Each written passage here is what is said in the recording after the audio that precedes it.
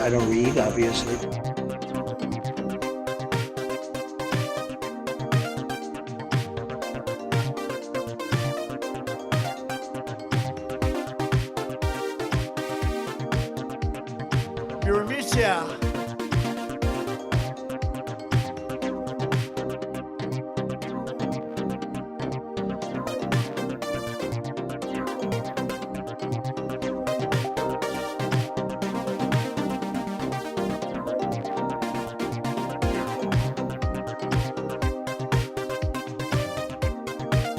Barron is beautiful and he's free legally.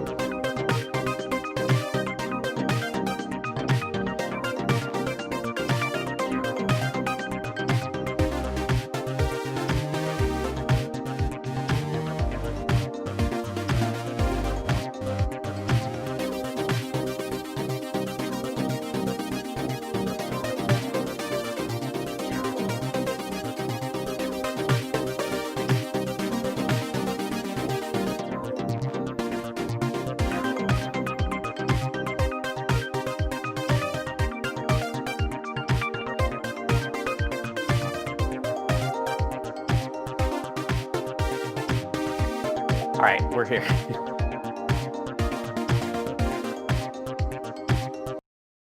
Hello. Some people are asking, am I on YouTube? Yes. I just posted a video on my old YouTube page, which will be coming back online in hopefully another week. I cannot stream there though, because I still have that strike against me that just magically goes away right after the election. Yeah. So, so anyways, until then, I had to set up a separate page just for streaming. So, Halsparks.tv will allow you to watch on YouTube if that's your choice. If not, of course, we have Twitch and Periscope and Facebook and all these things. All right. Let's see. I just ran down the stairs because I was like, I don't have a beverage and it's going to be a long night. Such a, like, the craziness of, I mean, anyways, just doing the Sexy Liberal Show. And thank you guys for everybody who joined us last night. And especially in the meet and greets and stuff, which are, you know, technologically, they're a bit of a feat. So apologies if anybody had issues with, I know Steph had a hard time getting live on hers and all that kind of stuff.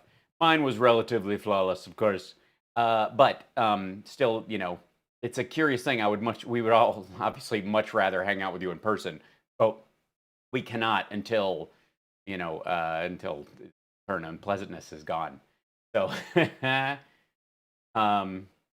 unwatch this movie. Which one? Oh, the Borat one? Okay, yeah. So, quick encapsulated Borat review. First of all, overall, like the first one better. Because of the time he took in the other ones with the specific groups. was a little more in depth. They filled in a lot more extra story in this one with the daughter stuff and all that to kind of set up the gags. And so it required a lot more narrative than the first movie did, which is just him. You got a guy, he's come to America, he's supposed to, explore America, and so there he is. And it's just kind of this loosely threaded thing to get him to Pam Anderson by the end. In this one, because his daughter's with him and he kind of learns a life lesson throughout about, that women shouldn't be kept in cages kind of thing. There's more behind the scenes narrative of it. The Giuliani thing is frigging gross. And it's super obvious that he went into like autopilot with her in the room. A lot of people will point to the fact that he was, had his hand down his pants and he was clearly adjusting his junk in anticipation of some sort of future activity. He can say, like, I was tucking in my shirt. I don't know anybody who has to lie down to take their mic off and tuck in their shirt. But even without that, when she was pulling the microphone part out of his shirt, he reached up and pats her on her, basically her lower back, her side, close to her butt, like this close to just smacking her on the ass or tapping her on the ass. Basically, he was just literally feeling it out. Literally going, how far can I touch you? And that whole hype train, that whole part of it, the heads up, yeah, spoiler alert, I guess. It's not, most people have seen what kind of, it's a fairly short scene. And I think it would have been longer, except Focus Films and all these companies that distribute these things are not going to allow movies that they're making that are documentary in nature to put an actress or an actor in, in that situation in an area where somebody might whip their crank out and they have to deal with that the rest of their lives. That, yeah, we shot that scene. I can't get fucking the picture of Rudy Giuliani's dick out of my head. Thanks, movie I did 3 years ago. And so they had to interrupt before. The tough part is you got to stop him before he does anything truly gross. And so he races in and kind of stops the thing, in that regard. But yeah, YouTube points out something really good. He also accuses China of deliberately releasing the virus. Now, I have brought this up a bunch of times that, the whole, China could have stopped it softball version that Trump does. But Rudy just spells it out. He just says China deliberately hit us with this virus to apparently murder at least 250,000 people in 1 year and kill our economy and do all kinds of stuff. For the record, this is the, do you think she's a minor in real life? No, she's not. She's not a minor in real life. She's an adult. The point was, you just don't, adult or not, you don't put anyone in that situation. She's definitely over 18. She's in her 20s. Yeah, she's 24. The point was, he believed she was 15. Yeah. And so, but that's that part aside. I really do think that when he touched her on her hip, that was him literally feeling out the situation. And the fact that he would say, as the president's attorney, that China deliberately hit us with a disease on purpose to kill our citizens and ruin our economy means that his client, the president of the United States, is president during the greatest bioweapon attack in the history of the United States, and his response to China was to sell them corn and soybeans and beef. Can you imagine if Churchill responded to the Luftwaffe bombing London by selling the Germans the largest order of tea they'd ever bought? That's the argument Rudy Giuliani is making about his client, the President of the United States. Unequivocally, this is what Rudy Giuliani thinks. Rudy Giuliani thinks they attacked us like Pearl Harbor. Yeah, he would be on the rooftop doing that. It's a good point, can't stop lying. That that Churchill would be on the rooftops. We will sell them tea. Not defending Rudy, but did he know she was supposed to be only be 15 years old? Yes. He knew she was underage. He comes in and says 17. 15 I think they were in New York. So I think age of consent in New York is 16. If they were in, you know, Alabama or something, it's 14. But 18 is a minor, and the distance between them is, you know, obviously egregious and disgusting. So, yeah, anyways, that in and of itself, I think is I mean, there are two major hits in that. And the one that doesn't get attention is the one that YouTube brought up, which is that Rudy Giuliani says that China attacked us with a bioweapon. And if he really believes that, and he really has the president's ear, then why the fuck did Donald John Trump sell the largest order of beef, corn, and soybeans in 1 month to China after they murdered, in his estimation, 220,000 Americans? What is that? Yeah, he asked for her number and her email address, which, considering the laptop and we've got these emails bullshit that Rudy's doing, it's kind of incredible. Like, you really want to communicate with email with an underage woman, you dickhead? Do I believe what? 20 shot 20, that China attacked us? No. I believe they had a breakout of a disease. They've had it happen before. And it, like a contagious disease, got out and went all over the place. He didn't tell her she was 15 until he rushed in the room. I'm saying he didn't know her age before that. He said she's 17 when he rushed in the room. That's the joke. According to Sacha Baron Cohen and the girl who played his daughter, he believed she was 15. Did you watch Totally Under Control yet? Yes. No, I have not. I had a bad comment on Facebook from a Trumper saying God talks through him. Oh, boy. Oh, yeah. Summer sent me this. Hold on. Check this dude out. Listen to this guy. Hold on. So this guy has a big Biden like placard that he wrote out by hand that he walks around with, and in defense of Trump. Bob Woodward murdered thousands of Americans to help Joe Biden. The idea that he kept it a secret, which, by the way, this guy believes Trump. So if he thinks Bob Woodward kept this a secret to help Joe Biden, then you could argue that, in his estimation, Bob Woodward is an accessory to murder and Donald Trump is the murderer. I mean, that's the case this asshole is making. Yes, John Mahoney, good point. Girl. This is, yeah, here is the proof, right? And this is, yeah, whatever. This guy's wearing this around his neck. Listen to his argument. So you're supporting Trump, right? Yes. How much has your life improved under Donald Trump?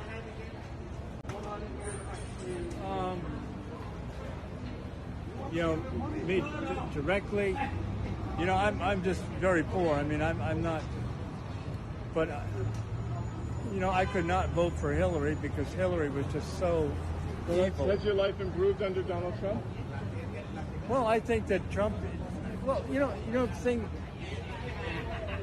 it's just the opposite. Okay. Thanks, man. Thanks very much. Yeah, big help. And thanks, by the way, to the Midas Touch guys for retweeting my herd immunity music video that I put out today. Anybody who hasn't seen it yet, go take a look at it at the YouTube page. They were really cool about it. It was funny because they actually, hold on one second. So the guys had a, let's see if I can open, yeah, share, grab this. Let's see if it gives me a, really? I don't know why it's that.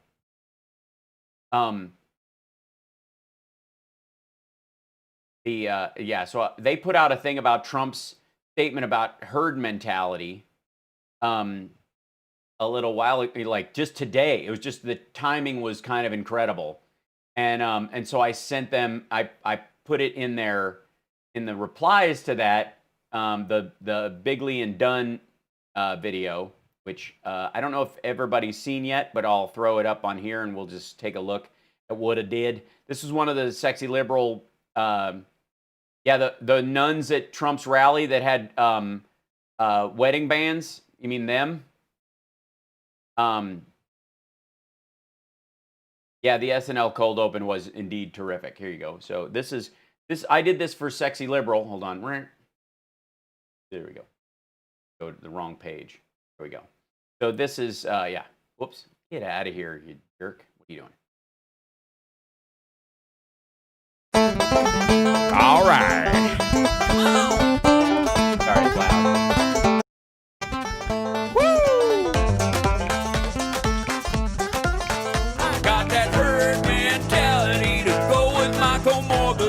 Monoclonal antibodies sure ain't free. Well, honky tonk, got diarrhea away. If I ever stop coughing, I'd have nothing to say. I got that herd mentality, long hauling ahead. Don't need no fake news, no MSDNC. All I need is a country girl to cough her phlegm on me. Go to church with a fever of 103.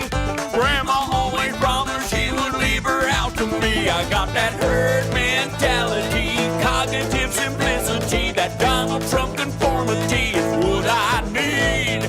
Mask it or casket, just cough in my face. We're gonna thin out the losers from the human race. I got that herd mentality, long hauling ahead.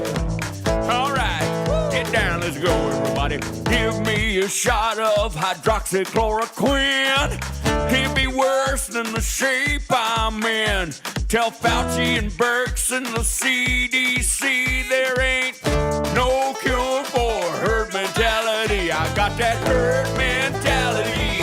Come on, dance with me. Herd mentality. Everybody, yeah, herd mentality.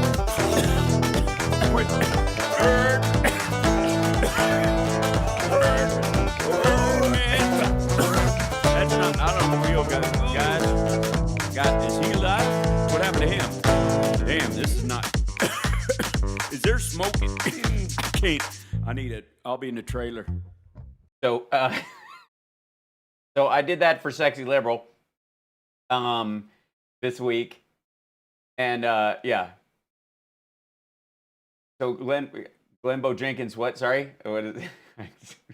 Glembo Jenkins got thrown to the floor. I don't remember seeing it last night. Yeah, I did a couple of fixes because I didn't have time for some of the effects.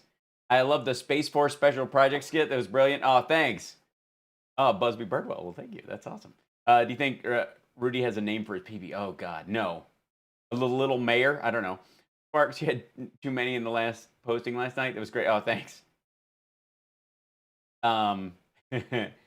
So yeah. So anyways, thanks guys. So I've made that for Sexy Liberal, and then I'm putting, I just posted it on my site, and so I was just like, oh, I'll share it out because we did a bunch of stuff together that's only in the, in the show itself. So I was like, okay, I'll take a couple of the little pieces. Did you see the fly on Trump? Yes, I did. Yeah, it was crawling around his collar and all that stuff. Yeah, it was, obviously same witchcraft as Pent. Borat rushed into the room saying she was only 15. He didn't say she was 17. They discuss her age before the interview. I think that was the idea, that she was 17. He says 15, she's too old for you. They did not on camera discuss her age before the interview, is the idea. But she apparently dropped a bunch of hints that she was too young, is the point. You play 60 seconds? Sure. So, yeah, so 60 seconds was, that was too late to get into the Sexy Liberal show. And I was filming the video for Herd Mentality when Trump walked out of the 60 Minutes interview. And I was like, shit, I've got to do something with this. And so what I did was I in the same costume, I created. I took Dumb, who's the other guy in the thing in the Big Lee and Dumb video. By the way, the guy who looks like Abe Lincoln, that's Big Lee. Big Lee is, of course, the guy who writes all the music, and Dumb is more the lead singer, but Big Lee sings the high notes, which is very strange. And Big Lee is about 8 feet tall. So so when we're doing these, it's so stupid. I didn't make up all this backstory. You should see the YouTube description on the video. It's so stupid. I was like, while I'm writing it, I was coming up with all these character ideas for these two guys that this is their first time back together since they did their anti-smoking PSA song, Coffin Nails. And so yeah. And it's really, it's ridiculous. Thanks, guys. Appreciate it. And thanks for the support today. Thanks for the bits and all that. Yeah, so this is what, so I'm in costume shooting welcome to Sunday, by the way. This is a more relaxed show than normal. I'm shooting the herd mentality video, and then a story while I'm still this. Yeah. I'm Glembo Jenkins. This is 60 seconds. Thank you, Mr. President, for sitting down for 60 seconds. We're only going to take a little bit of your time. First of all, I'd like to ask you right out of the gate, did you fart just now? Yeah. I thought so. I thought I smelled like 10 years of backed up sewage and freedom. Now, we got a listener request right now for you. People have been writing in. They want to see this. Can you demonstrate how you drink water like you have been hit in the head with a rubber mallet many, many times? That's beautiful. That's beautiful. Okay, this is the part of the show where we have a staring contest.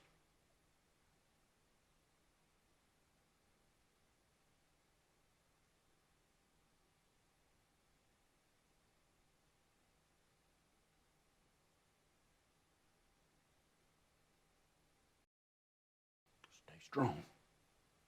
Stay strong. I'll win. All right. Get used to that idea. Should never have happened. Hey, real quick question. What is going on at Rudy Giuliani's place? Drugs, alcohol, a lot of bad things are happening. All right, I was fibbing. One more question. Ghislaine Maxwell's. Okay, that's Let's go. I basically. Let's go meet y'all for 2 are. seconds. Whew. Yeah. That's showbiz for you. Well, you have a good day, sir. Are those canopies just for the president, or can I? I've never had one of those orally. I'm Glembo Jenkins. Shit. So, I have.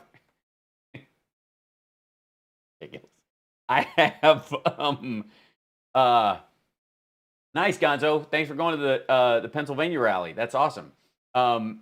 Orally, I know. It's just stupid. And so I have this thing. I miss when shit was a punchline. In the 70s, especially in the early 80s, like Dom DeLuise and Burt Reynolds and like that whole crowd would just use shit as a punchline with that, and that's it. You know what I mean? It wasn't. And I miss that. I miss just going shit, as a joke. And oh God. So anyways, I decided to sign off that way. So I reshot a little piece of that. After I sang the thing, I came back in and sat down and went, I'm Glembo Jenkins. Shit. So, oh, thanks so much. Oh yeah, so Scott Atlas, that was the other one too, is that, Scott, for those of you that haven't seen Sexy Liberal, I'll, give you an impetus to see the next one. So Scott Atlas, as many of you well know, is the president's stroke doctor, and he just hangs out around the president under the pretense that he's on the task force for the rest of us, which he is absolutely not. No one can convince me that they didn't just figure out a cover story for him to hang around because, so he can be, 10 feet away in case Trump starts smelling burnt toast again. That's what it is. That's 100%. It's his stroke doctor. It totally is. So here, let's see. Where are you? I don't have it up. I don't have that one up on video yet. I'll post that one later in the week. So stick around. I'll put Scott Atlas up maybe even later tonight. Well, actually, I think with this, unlike the other show, because I showed it at the behind the scenes. Let me see if I can. I'll open this one up. See if I can. Squeeze this down here, and then I think I can get the audio pumping through here. Run this to you guys. Can I do that? I don't know. This is so not what we normally do with our regular show, but it's Sunday. I can do whatever I want. It's not. It's a bonus show. So yeah, cut me some slack. All right. Yeah. So I have to put this in stream audio, and I have to add QuickTime so that you guys will be able to hear the audio, and then.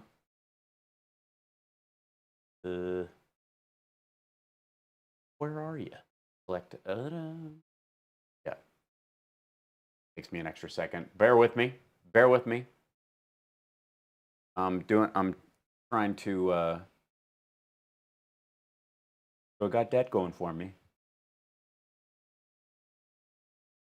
Over here temporarily while it's loading the stuff up. It's being a little slow. But thank you, Motang. This helps in so many ways. Well, we got to relax, man. We got to. This is a crazy time.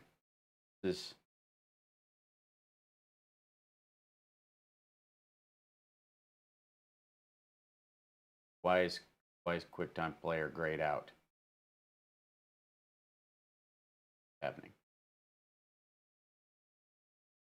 Hi there.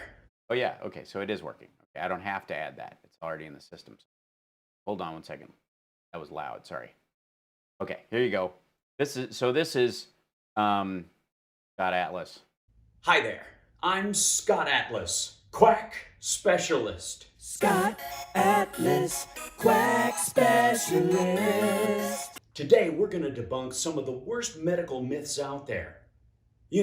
For America. Let's start with masks. Masks are not only ineffective against the COVID virus, they may be dangerous. And of course, they are a violation of your God-given constitutional rights. Not only do we suggest at the White House not wearing a mask, but we think you should have a funnel instead. Scott Atlas, quack specialist. Next up, social distancing. Ooh, social distancing is horrible and it's tearing apart the fabric of America. Not only do we at the White House suggest you don't socially distance, we think the only possible cure for COVID is if the entire country human centipedes themselves together. While we're on the subject of social distancing, rubbers. Who needs them? Not the president. We recommend exfoliating with a cheese grater right before sex. Everyone's waiting for a vaccine, but are vaccines really the cure? No! Vaccines are a tiny bit of virus. And as the president says, go big or go home. We suggest exposing yourself to the most infected person you can find. If I'd been in charge during Ebola, I would have recommended fellatio. That's right. Find someone with full-blown Ebola and give them a blowjob. Call it an Ebola job. Scott Atlas, quack specialist. And while we're at it, can we all agree, stop signs are bullshit? I'm Scott Atlas, quack specialist. Scott Atlas, quack specialist. I think the tuna was bad. It's essentially what he says at the end. It's a little quiet on that one, but yeah. So that's Scott Atlas, the president's personal physician. Well, that answers the question, how do you ever watch your own performances? Absolutely. I know. I couldn't read. I misspelled myth on purpose. Yes. Of course it is. Because it's all the, it's all the Trumpistan typos, right? So, yeah. It's okay. Besides, the cops only let a few cars in. We had to sneak Those cops were rude, closed up every entrance, told me it was already over when it hadn't started yet. Oh, goodness. They're running interference. Police. Yeah, so they always have the best words, right? Thanks for subscribing, by the way. That's awesome. Oh, yeah. The Ebola job? Yeah, thanks. That was a kind of a natural, but I don't know how you cannot make that joke. Oh, yeah. Shall we deal with the fake Melania thing real quick? Because holy shit. Like, I remembered when that first, had become there was a little like, is that? I don't know. Like, there was a little minor story about that last year. Like, Melania, listen to me, watch me type, right? And then some of this, like, it's not even friggin' close. It's weird. Yeah, okay, so this is the one that I was like immediately you're like, yeah, she looks more like Holly Hunter playing Melania in a TV movie. That's her in the plane, or in Marine One. This is the woman who went to the I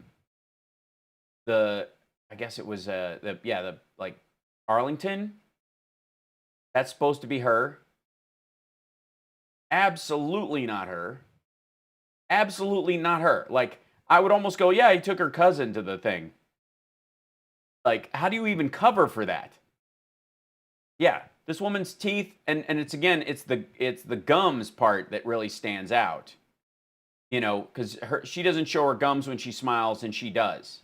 I mean, obviously her nose is shaped differently, and the jawline's completely different, and I mean, it's ridiculous. Like, she even parts her hair on the wrong side, like the big parts on this side with Melania, and she's got fewer wrinkles though, so it's clearly Trump is trading up. That's funny. People are like, there she is carrying Melania to the thing. Yeah, so here's the 4 pictures that they have. People were putting up in this one. So there she is on the Marine One. This is the close-up. This is the woman who was at Arlington or wherever they went. And then this is her right next to Melania. So that's why the glasses, because there's no way she has these eyes. And the weird thing is like, okay, usually we think of Melania as some sort of victim, and obviously she's a birther and she's kind of awful in her own right, obviously. But the idea that somehow she wouldn't make herself available to go to Arlington is super weird. Yeah, the hair highlights changed drastically. Like, they don't even, it's like they don't match her in person. Get black eyes at the debate? Yeah. Oh. Was she wearing makeup? Yeah, this is the other fake Melania. They think this woman who may be the one who was at Arlington. And then this is like, again, not even close. It looks closer to Martha McSally than it does to the, First Lady. Some people believe the fake Melania is actually the Secret Service agent that goes with her everywhere. This one, like, they swap out. 99% sure the fake Melania is Hope Hicks. Nope. Totally different woman. Hope Hicks has a bigger upper lip, different nostrils. Look at the nose, look at the nose. Look at the teeth, look at the teeth. Hope Hicks doesn't show her gums when she smiles. You can see her gums. Nope. Nope. There's absolutely nothing fake about Melania.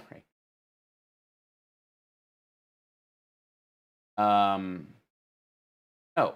There's Melania with and without a birthmark on her arm. That, I think, is the real one. This was the fake one. Or they just, it's entirely possible, you almost see a hint of it there. I would argue, well, maybe that's what it is. Like, the fake one, is she wearing glasses in the other? Yeah, she's wearing glasses in the other one. So one of the fakes they have has a European polio scar on it. But I think that looks like really her. I think she just covers it with makeup, or when they send out pictures that have gotten clearance from the White House, this has been smoothed. So they probably do some cleanup. I think that's probably her. Come on. That's just mean. Steven Tyler. Right. Yeah, so this is the woman who accompanied him in Nashville, touching him on his lower back. This is the... And by the way, the video from the debate, what was your guys' feeling about this?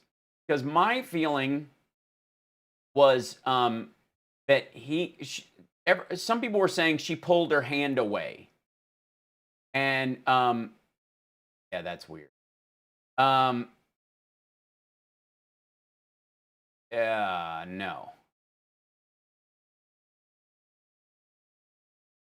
Weird. All right. Yeah, at this point, you can almost tell by her front teeth, and she has kind of a bit of a bulb on her nose, like yours truly. But and this was the nurses with the wedding rings. Yeah, here you go.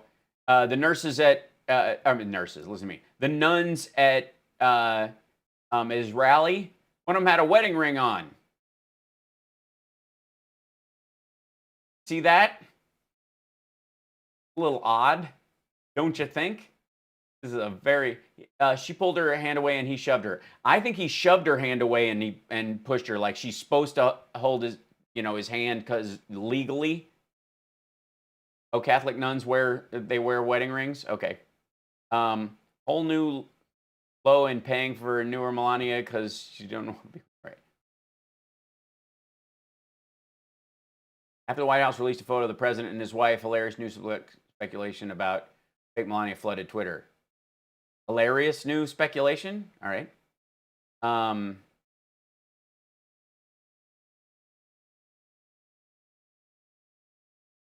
why are we seeing fake Melania on the trail? Best answer is my respect, I guess. Trump is using a fake Melania because...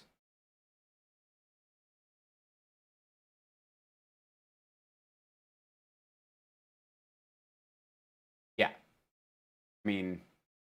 Do they think we're not even filming? Here's what... Okay. Have you not seen Tootsie? Do you not know that you can make an actual denture cover for that, or tell her, don't smile? Your teeth are not exact. People are taking thousands of pictures. By the way, there's only one Joe Biden.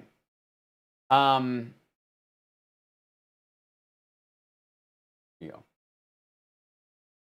Real Melania in question, Hope Hicks. Yeah, these are not the same. She's a better ringer for her than this woman is. Nose is wrong, but her teeth are they're from the same doctor, same dentist. But, yeah.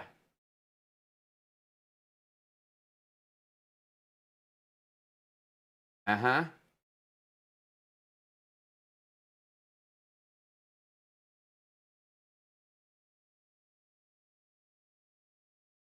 He's like, I'm getting away with it. Nobody noticed. Smooth. By the way, yikes! That whole, look at that line. And then the flap. He's gonna, yeah. Ugh. Yep, that would be the fake Melania with the scar. There's a chance that Melania has a scar. I haven't seen. I don't know if she has she was raised in Europe. She may have, at her age, a polio scar on her shoulder. It's usually on your left shoulder most of the time. They don't hit your dominant arm in case they hit a nerve, is the whole idea. So, but it would be weird that she has it on her right. I mean, if that is her, is there a picture? Well, if you look at this picture, she doesn't seem to have one. There's no scar. So one of these people isn't. Yeah, hold on.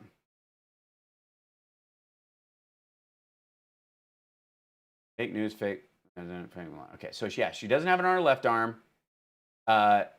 like that's normally where it would be. So if she had one, that's where it would be. This little area right here. It's where most people, polio vaccine is oral in the United States. In a lot of Eastern European countries and China and other places, and in her age range before 1975, it was given physically. It was an injection site that left a scar.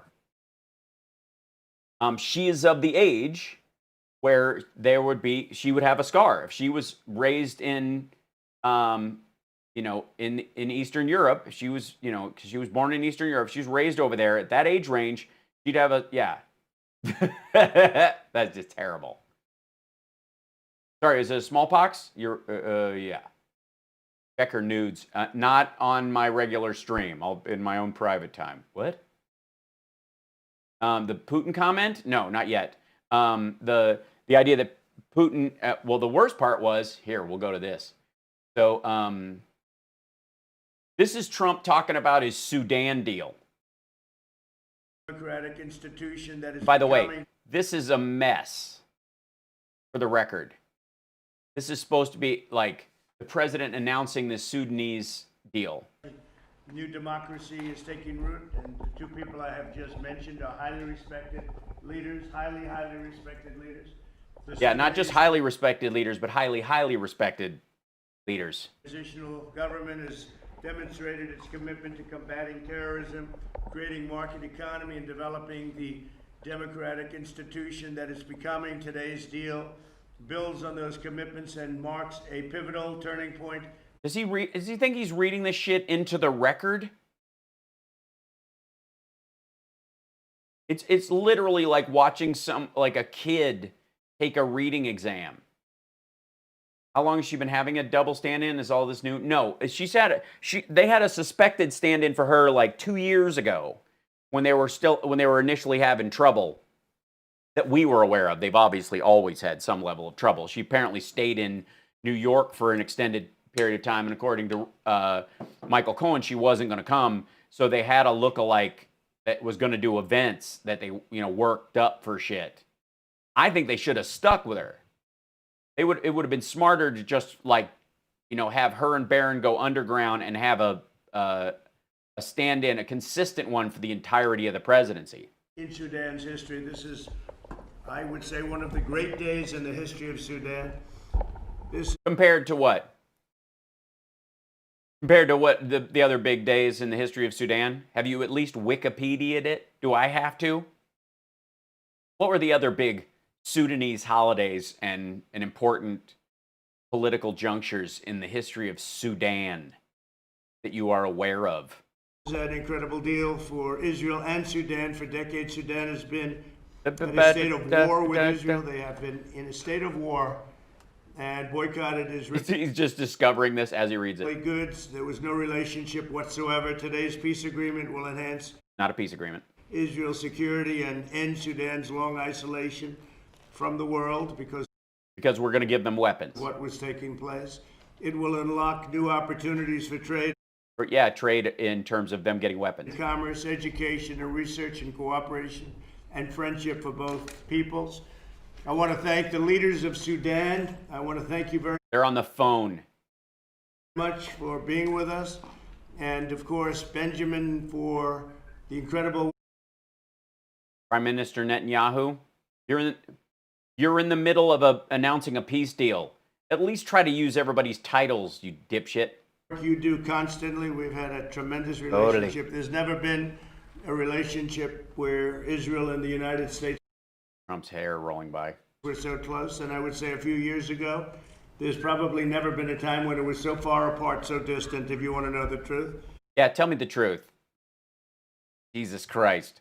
He knows nothing of the history between Sudan and Israel, and I'm no expert, but he knows nothing about it at all. He hasn't even bothered to look. He's in the middle of announcing a peace deal, and he has no idea about the historical differences between these two countries or what their worst days, best days, strategic attempts in the past, any of that shit. He doesn't know any of that stuff.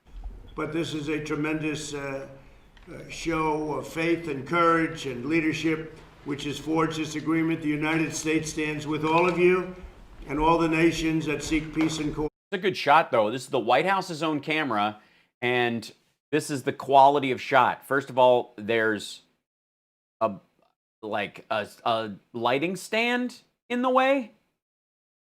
The room is completely crowded. They have a shitty angle on this.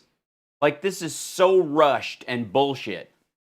And again, we will be signing many nations over the next coming weeks and months, including some very big ones. It's very exciting, actually. Some big ones. Not you, Sudan. Peace in the Middle East without bloodshed.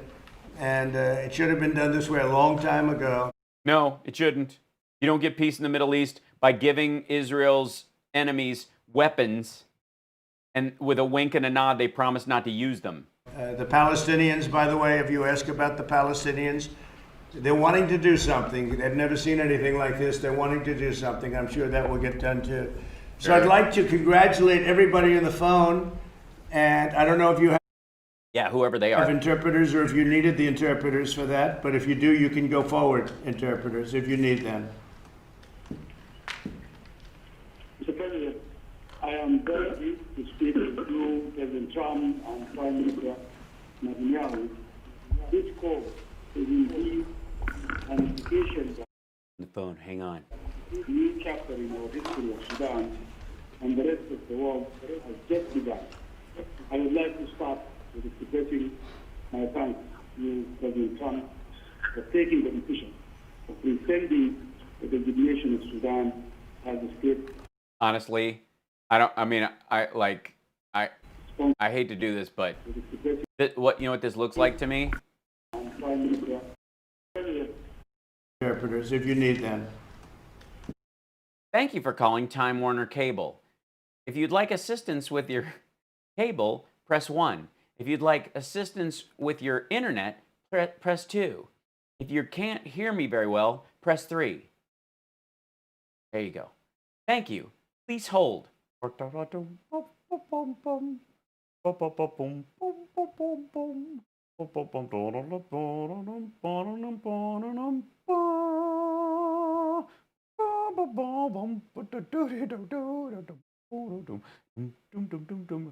Hi, I'm Sam. I'm with Time Warner Cable. Can I help you in any way? You hear me? Sir? Sir? Can't just nod. I hear you nodding. Your hair is making a weird rustling sound. Hello? Hello? Hello? Boom, boom, boom, boom, boom, boom. Boom, boom, boom, boom. Yes, it's yet another in a long series of perfect phone calls. If you'd like to make a call, please hang up and dial your operator. You think you've reached this recording in error. This is so weird. And the rest of it. Thank you, President Trump. Thank you, Prime Minister Netanyahu, for the call and congratulations. I look forward to the delivery of the first F-35s to be given to my country over the objections of your entire national defense superstructure. For the benefit of our nation. Thank you so much. Well, thank you very much. It was beautifully stated, and I appreciate it. Bibi, would you like to say something? Bibi, Jesus Christ. Yeah, just call him Bibi in front of the leader of Sudan. I want to say that we're expanding the circle of peace so rapidly with your leadership, Mr. President, your able team. History in the making.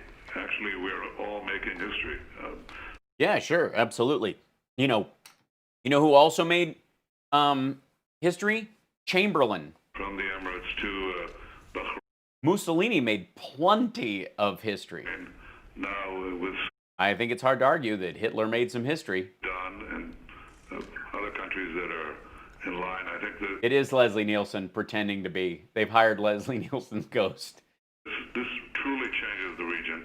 It changes the lives of all our peoples for the better. It allows us to focus on the task of building nations, building our future. Thanks, building Rob. Technology, Thanks, Richard. Agriculture, environment, health, everything.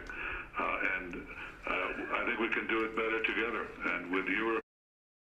What was that? Oops, hold on. Pause. What happened? Oh, quit it. I don't want to go to the Halloween thing. It's not live yet. Oh, it's ended. It is already. Yes, this is, by the way, the Halloween thing.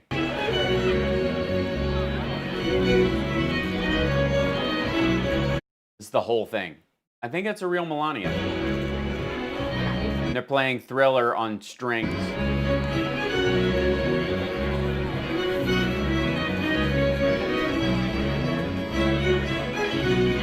Really?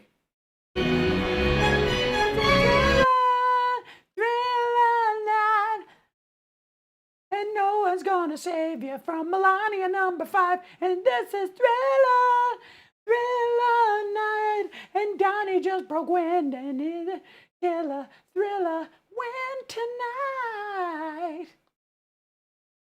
So gross. Yeah, I miss Vincent Price too. Darkness falls across the land. That sounds like Joe Biden with his pessimistic view of the world. That weird dude, like a grown man. What kind of QAnon pedo Pizzagate code was that bullshit? And there's another Harry Potter and stuff, and another. There's this guy walk up with a Winnie the Pooh animatronic, something or other. Yeah, there's a bunch of people not wearing masks, and the kids are wearing masks, and it's a mix of people. It's just embarrassing. See if this dude walks up again.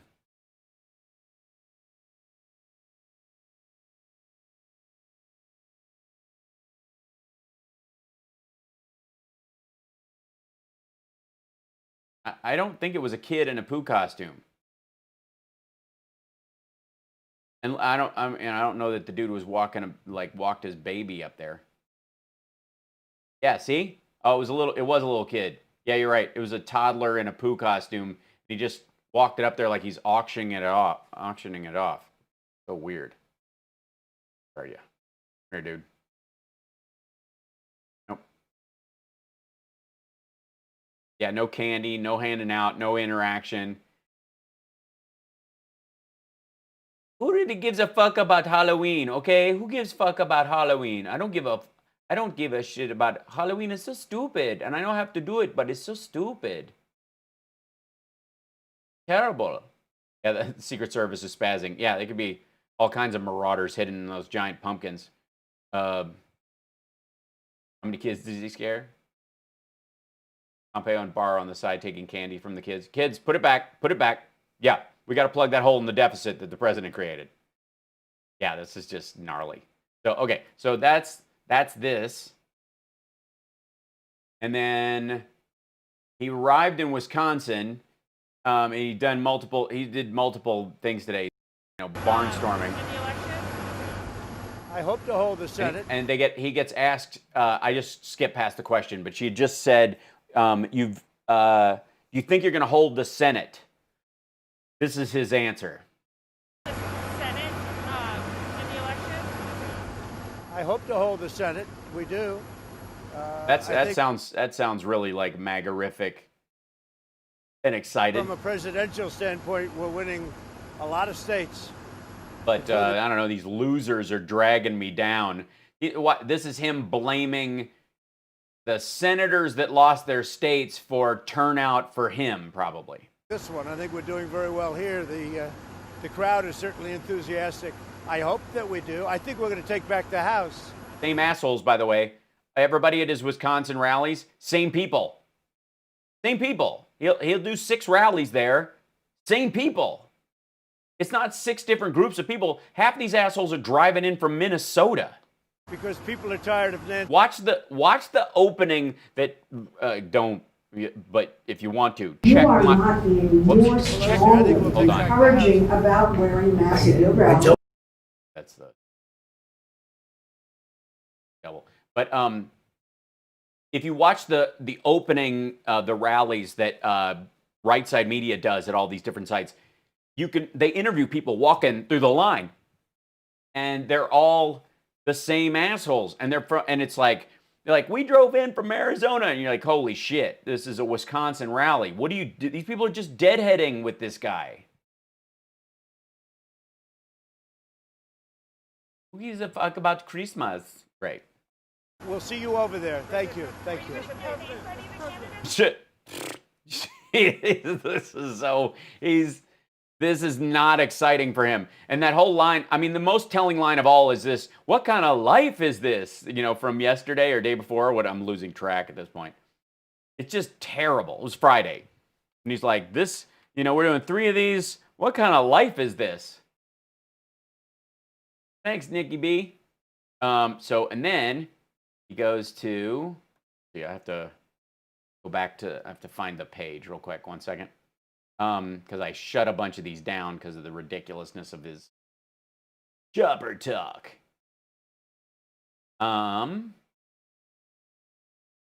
And man, like Blaze and all these guys are going so hard at the Hunter Biden stuff, and it is just a turd.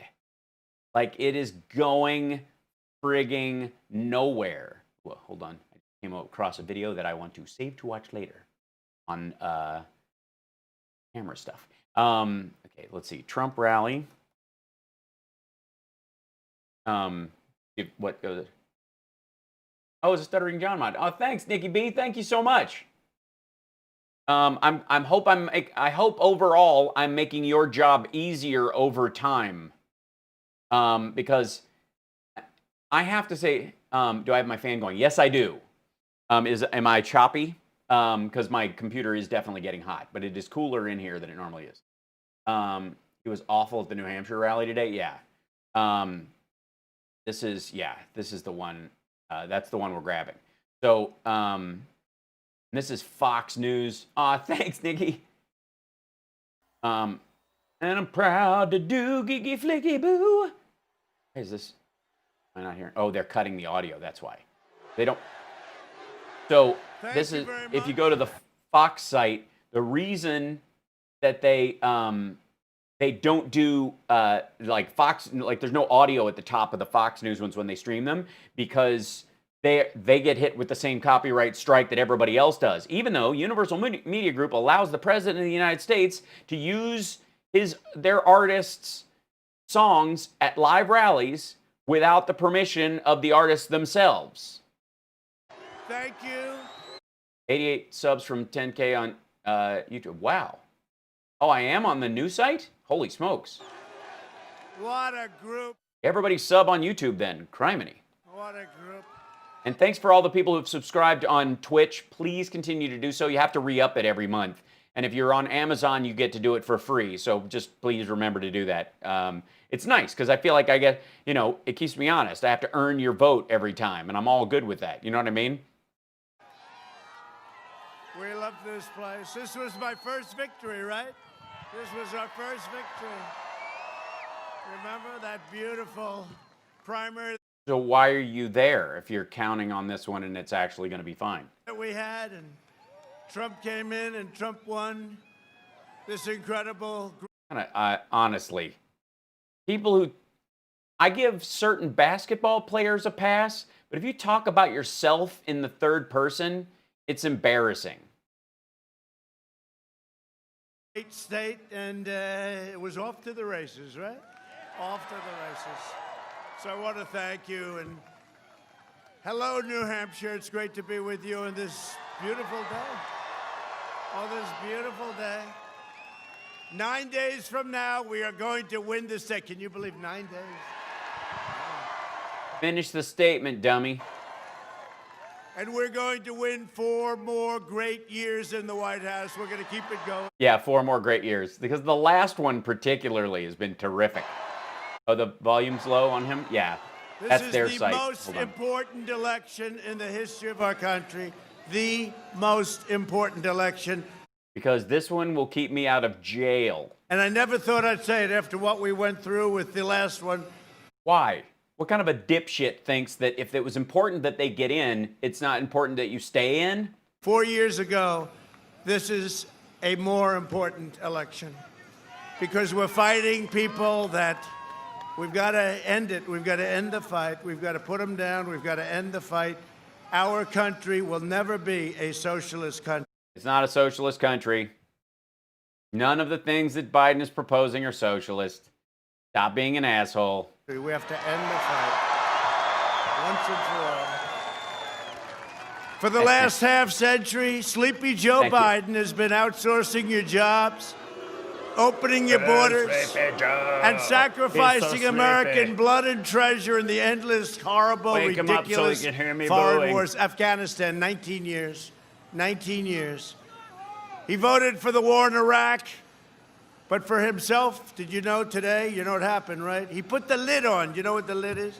He's constantly putting the lid on.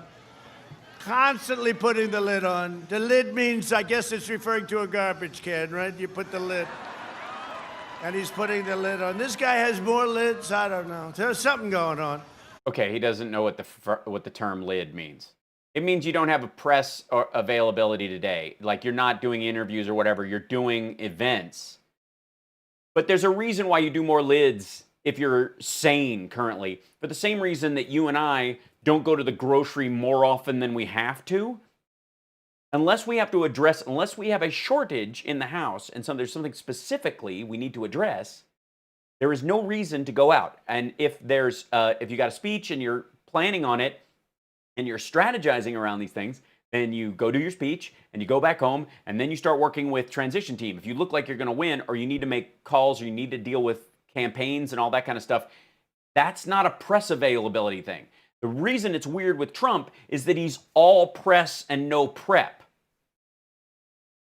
Somebody said it's strategy. It's not, because really strategy would be coming out. And by the way, that's because his only strategy is blathering in front of as many people as possible, saying the same shit over and over again. a lot of things are happening lately. Have you been noticing? Yes, I've noticed a lot of things are happening lately. Have you been noticing? Yeah, I noticed. Was asking some people to go back to the fake news and go to the back of the plane. A lot of people up there, a lot of cameras. A lot of cameras in the back of your plane?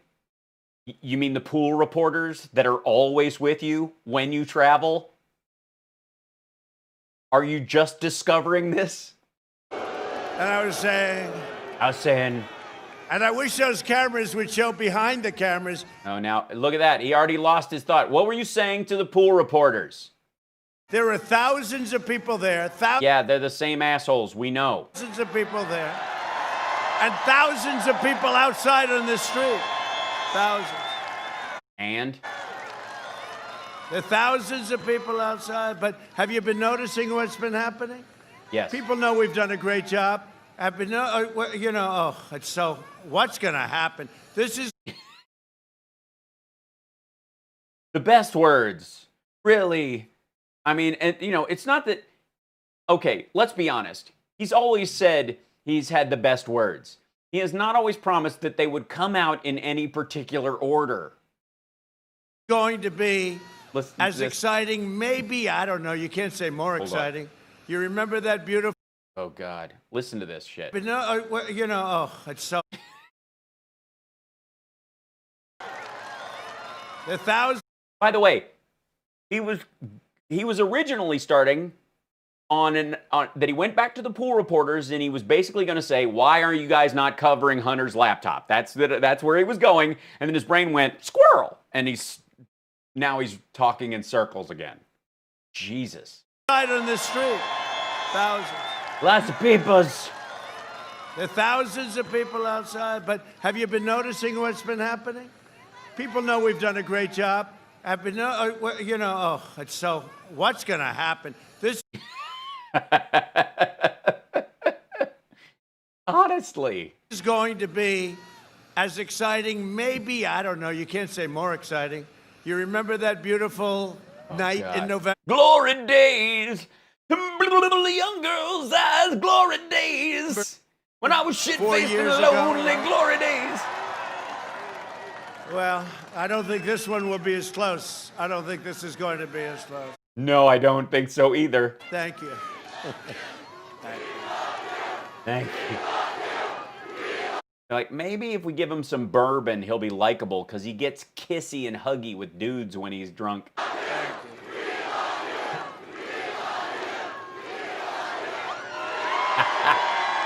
Hi.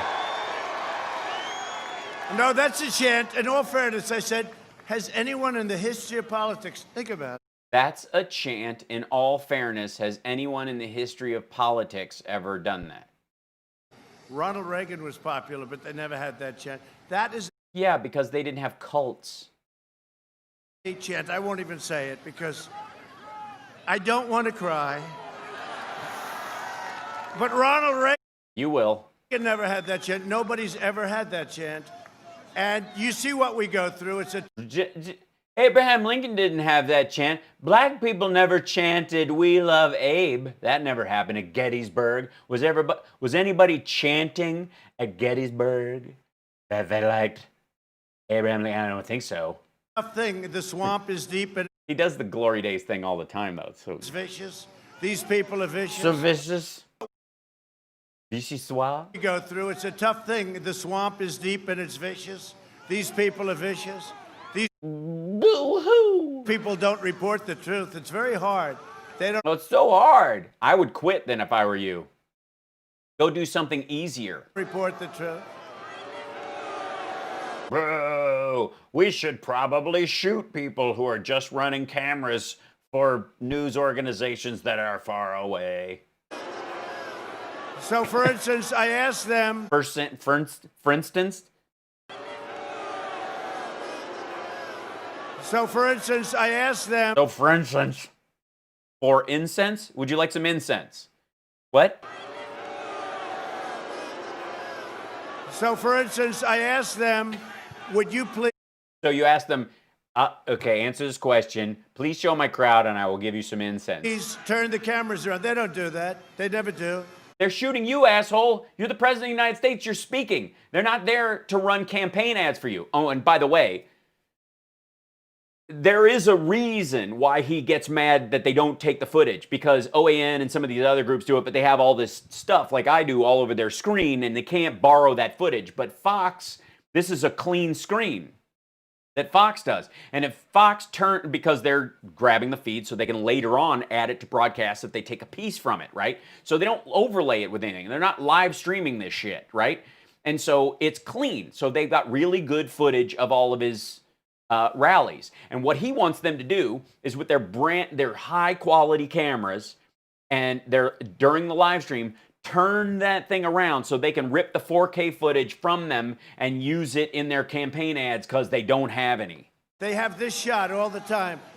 Yeah, because you're the president. They're there to cover what you say, dickhead. I don't have that big an ego. I don't want that shot. They have. It's not about you. It's about the presidency. We know you don't want that shot. We've seen you. Shot. You know what they show? What do they show? You and 8 people and you've made some stars? They show myself and about 5 people back there.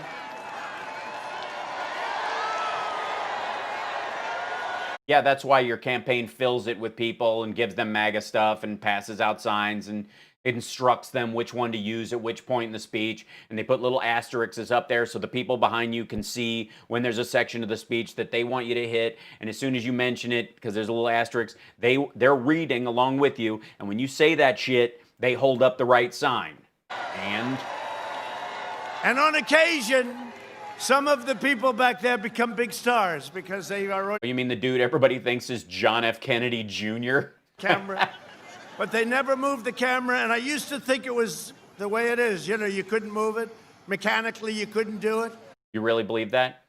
And then all of a sudden, we don't see that anymore. I shouldn't say it, but we don't see it anymore. They used to have little fights, right? Little problem. And the camera used to turn like a pretzel to catch it because they viewed that as... No, they didn't. Most of the shit happened down on the floor in front of you, so all they had to do was tilt down this way slightly. We all watch that stuff. They don't wig up into the rafters for most of that stuff. All that footage was shitty and from cameras, or from camera phones. Whatever. Bad thing, right? A bad thing. Yeah, yes. People are freezing and listening to him complain about cameras. And that camera would turn around, that steel would turn like there's nothing to it, but they never show the crowd. That steel would turn like there's nothing to it. But you know what? They don't show Biden's crowd when 7 people show up. Yeah, you're right. They just show him, just like they just show you, because the voters don't give a shit about how many people are wearing your stupid hats. And you know what? They don't show Barack Hussein Obama. He came out to campaign 2 days ago. Right? Like somebody went, say Hussein. It's like Eric's down there going, you said Hussein. They had 40. 60 Minutes is actually on. If you guys want to watch it, feel free. I don't know which part they're going to clip. I'm curious about the Pence interview more than anything. 2 people. He drew flies. Did you ever hear the expression? Yeah, about Mike Pence. Obama drew flies, but they don't show that. But we want them to show our... You drew a fly. What? HalSparks supporters are blocked from getting to see Biden? Well, they have a limited crowd, Gonzo. There's never been anybody, and this is us as a group, anybody, any group, any movement that's ever gotten the kind of crowds that we have. Yeah, totally. Night Ranger fans are the greatest fans in the history of the world. Can I hear ya? You know, they say rock and roll's got a lot of fan groups, but I gotta tell you right now, the damn Yankees fans are the biggest fans in the world. Can I hear the damn Yankees fans? Wang dang doodly wang dang doodly wang. Ted Nugent fans are the greatest fans in the... Right. And you know how I know that you guys, as wang dang doodly, bang dang doodly fans, are better than Trump fans? You paid to get in here. All right.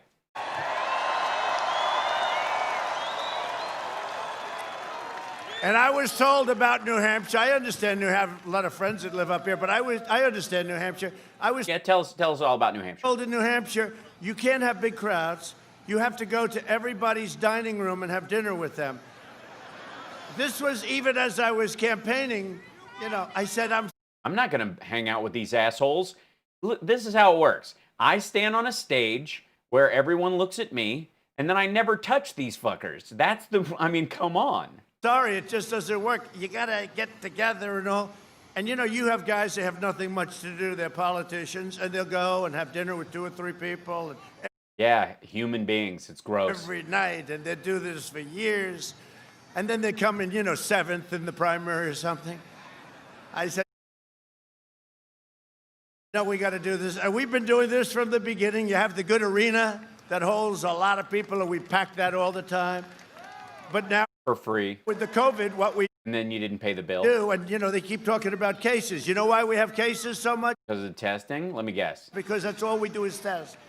If we cut our testing down in half, they'd say, well, they wouldn't say that, but cases would go down in half. No, they wouldn't. No, they wouldn't.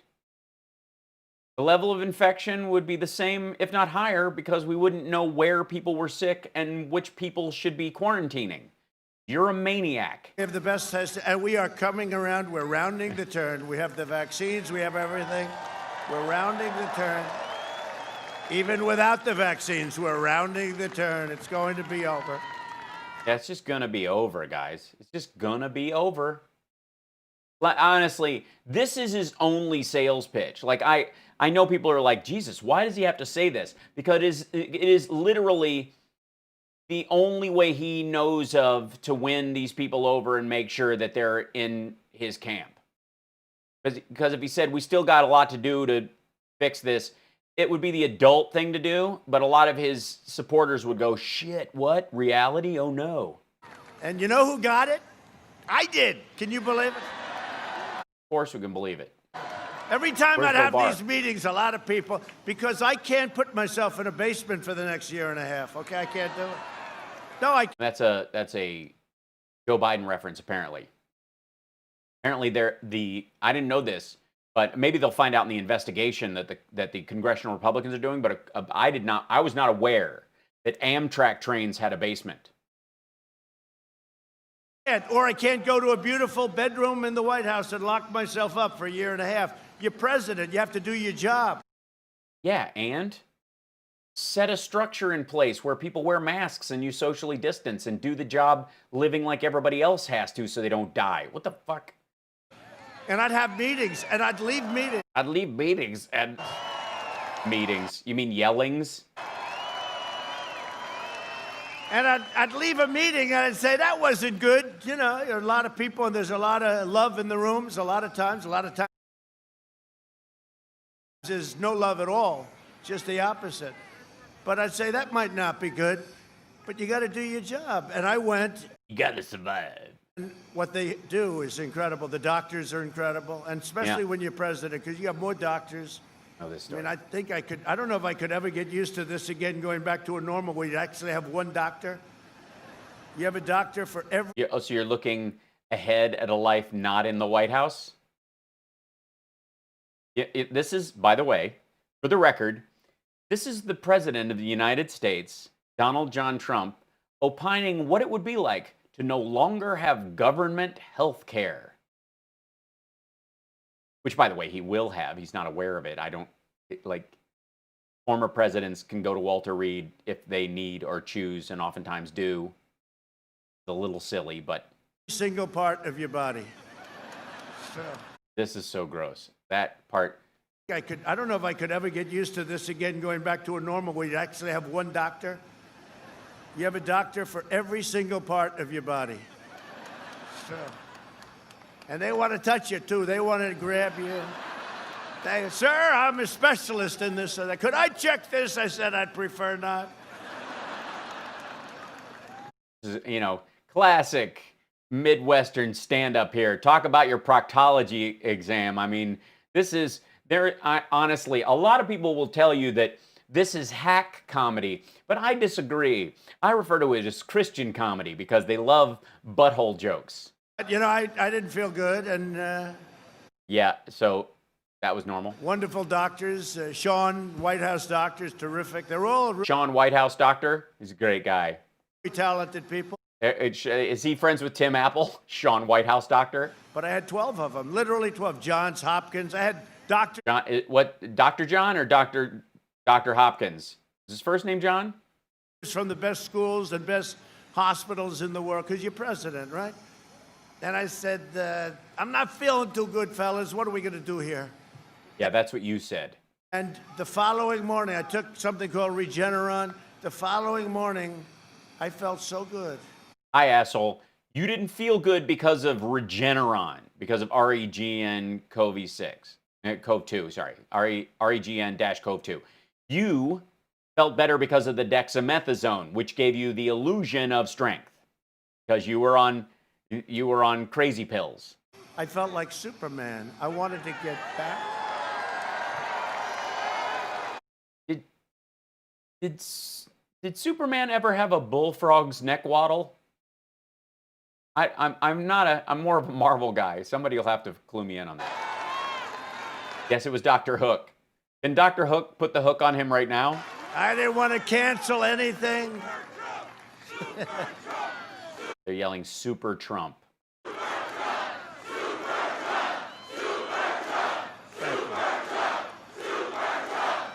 The dude up here does not have a neck beard that you're talking about. That guy is wearing his mask down under his chin, and he does not look old enough to vote. No, we didn't want to be canceled. We didn't want. He looks like he got waylaid on the way to incel camp. To be canceling a lot of things, right? We didn't want to say, I'm going to take the next like Biden. I mean, I don't know what the hell's wrong with him. He never goes anywhere. And when he does, it's Delaware. Now, I like Delaware, too, but, you know, he just... What? You're in New Hampshire, for one. He was just in Pennsylvania. They went to Wisconsin and Michigan. What are you talking about? Like, I know his followers think this is true. Like, this is the Goebbels, like, just repeat the lie. Right next to that house. He feels very uncomfortable. Yesterday, he did some kind of a crazy rally with the horns, right? And then the camera made a terrible mistake. The guy's going to get fired, I'm sure. Because the camera turned around and there was nobody there. And then he got very agitated, right? You saw that. Because you know who was there? Our people were there, right? And they were screaming, and he can't think too well. He was having a hard time. And he got very angry. And Obama got angry, too, because he went out someplace, and it was all our people. And today they're having this incredible rally on Long Island. You know, what's happened to New York is so sad with the crime. Democrat run. Only Democrat run. Where you have Democrat Yeah, the ones with the giant economies. run, you have problems. You have crime. By the way, this is how their campaign is going. They can't afford ads, so they're organizing with Steve Bannon and Karl Rove and stuff. They're organizing groups of people to yell stuff at Biden rallies. That's the plan. It's all closed up in many cases. When did this happen? I don't know. He's talking out of his ass. Locked down. By the way, you have an excellent governor here, right? You have an excellent governor. Can I say that? Good. Sometimes I'll say that and people don't like it, but you do. You have a good governor, good guy. And he's with us, and the family is good, and his father's great. His father, I'd see that name, Sununu, I say, man, he was brutal. He was tough. And once we won, there was nobody better than him. There was nobody rougher, and there was nobody better. But it's a good family. They really are. They've done a good job, and you're open up, and you're doing business, and here we are. Here we are. But Biden has the lid on it. And why are you having an event outside? Again, it's really... Why are you back at an airport? I guess he figures if he keeps the lid on, he's not going to make a stupid statement. He made one yesterday. Yesterday he said, I'm getting tired of smart people. No, you got to like smart people. Right? He said that. Then he said something much worse, right? He talked about the fact that we have the most corrupt... He didn't mean that. He didn't mean that, but I think maybe we'll put a clip up. You know, we have a new deal. If we like people... Oh, there it is. See that little screen? That costs a lot of money. And if we like you, like we do the great state of New Hampshire, if we like you like we do New Hampshire, we put that up. And we have a couple of little clips, like he's against Social Security, little things like... Yeah, this is him playing the Sanders clips. How about his oil comment? And I said, it took all the way to the end. You said this happened yesterday, HalSparks. The cops blocked every entrance. I was there. There were no Trumpers there at all. We saw none. Yeah. He was doing okay. I think they're bragging that their people were there. Yeah. It was Winston Churchill, but he was doing all right. He was getting through it, and then all of a sudden it came out, the oil, and he wants to transition. I said, okay, are you listening, Texas? Are you listening, Pennsylvania? Actually, are you listening? You know why? Because your bills, because of New York, you have the highest energy bills in the country. I thought your governor was great. New Hampshire, all of New England. Why? Because they won't allow, we're going to do it anyway, but they won't allow a pipeline to go through New York up to New England. Yeah, because if it blows up, it'll kill millions of people. You know that, right? Because it'll poison the water of one of the most highly populated areas in the country. Better to spill a tanker, an actual truck, having a wreck is bad enough. But if you have a split or somebody attacks a pipeline like forget 9/11. And because you basically are setting up a situation with a natural gas pipeline above ground through incredibly densely populated areas that basically any foreign entity that would want to attack us has to do is just attack that pipeline, and you basically got a bomb planted there on your behalf. That, and all it would do is cause jobs, because upstate... That's all it would cause, is jobs. Cleaning up the bodies after the explosion, New York has been...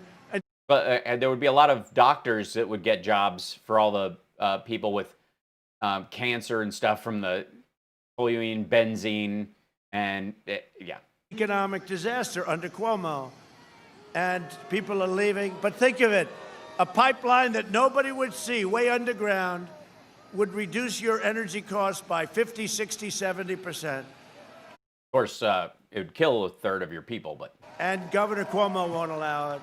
So we're having a little bit of a dispute. This should have been done years ago. I get stuck with everything. Also a nuclear power plant in Seabrook, yeah. But we'll get it done. We'll get it done. No, you won't. And if we do that, we can get your energy costs down 50, 60%. No, you won't. Transportation is not the problem with the costs. It's not trucking that raises the price. That's just goofy. So it means a lot to everybody. Sleepy Joe, and they are going to... Are you turning the cameras around? Could I ask you to turn? Because you have never seen... People don't even believe it. People don't even... Look at him. Look at him. What did you tell the pool reporters? People don't even believe it. I only get disappointed because, honestly, the media, the fake news, is too close to me. If they were further back, we'd get more people up here, my people. I'm saying this to my representatives. If they move that back, you could... I did not do the 60 Minutes interview in full. Well, yes, no, I did his version of it. I did the video he released. They have I didn't do their edit. magnifying lenses that are very good. If you move them back... Magnifying lenses. This is a grown man who thinks that cameras use magnifying lenses. What he means is zoom lenses, and he's a moron. You could have people, they wouldn't be blocked out by the fake news.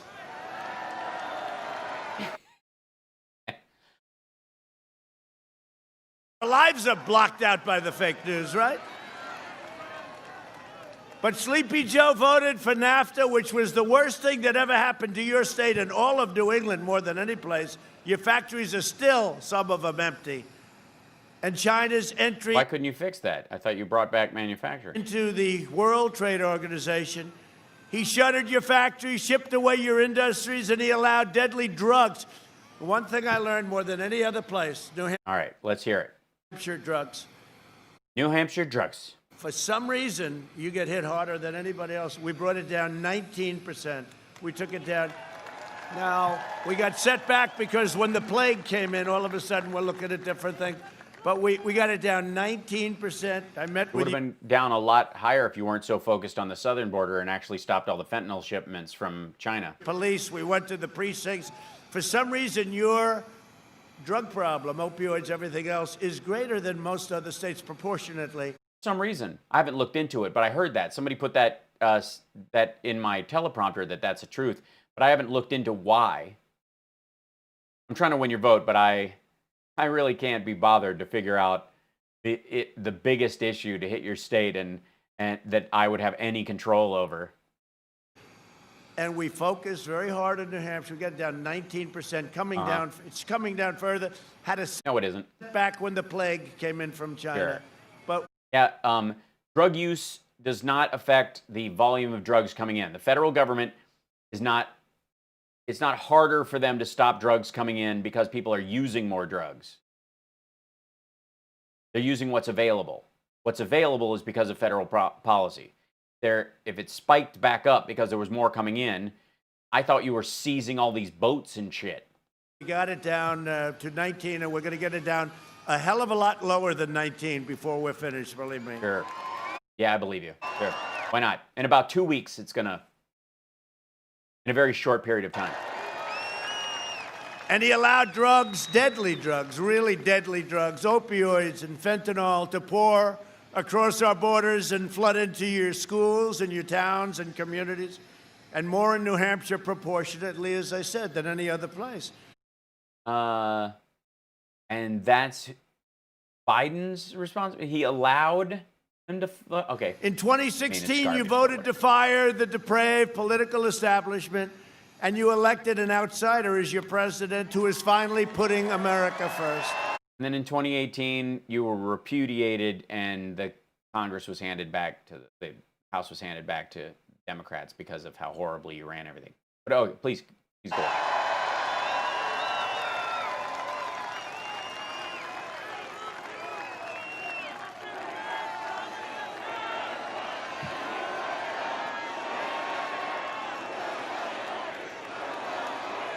We're going to be appointing very pro-crime judges. This is not the crowd that comes in second, okay? You know, when you leave, it's like a poll, right? Except much more accurate. When you yeah. I mean, a rally of your supporters. I mean, you're winning that like 52-48, clearly. Michigan gave us Motang. Leave a place like this where you have thousands and thousands of people, and more people than all of this outside, unfortunately, can't get in, which I feel badly about. We put speakers out there, but they can't get in. But when you leave... Now, after a while, they're glad they can go. You say, this is not a state where you're going to come in second. It's just not, because come in second. if Joe came in, even if he came... Then why are you in New Hampshire? You won it last time. Hold on. I have to look up, beg your pardon, guys. I got to look up what 538 is saying about New Hampshire. I mean, is he just locking down shit he already has, or do they just give him, they rotate through, let's see, Massachusetts,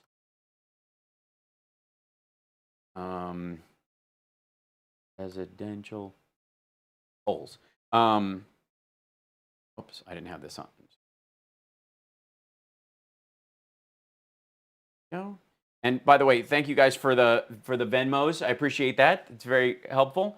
Okay, so Massachusetts poll, this is 538. Okay, let's see what it has. And like I said, he won it last time.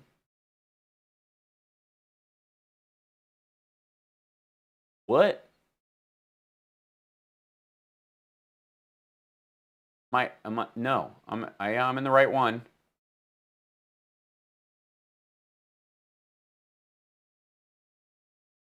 Presidential general election, Massachusetts. Survey Monkey, a 5,000 person sample. Two of them right here. 70% 28 Biden Trump. Biden by plus 42. Oh, sorry. He's in New Hampshire. My bad. Sorry, you're right. You're right. I don't know why I got Massachusetts stuck in my head. Oh, because we were talking about healthcare earlier. I'm drunk. Hold on. Not. It's a running gag. Anyways, hold on one second. Let me look up New Hampshire. I don't know why I got Massachusetts stuck in my head. New Hampshire, which beats the old Hampshire by a lot. Let's see.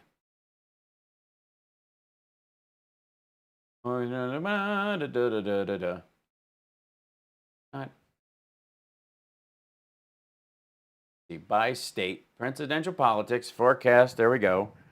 Where's the state level one? National polls, national polls. Okay, here we go. Let's see if they get latest polls, general election, state. I beg your pardon for the New Hampshire flap, but it's no surprise, by the way, that Susan Collins came out against Amy Coney Barrett right now, although I don't think she has much hope if it's going that way. But let's see. She's not gonna not vote for her. She's just not gonna vote for her. Oh, well, not much difference, by the way, from what I just looked at. Not a ton.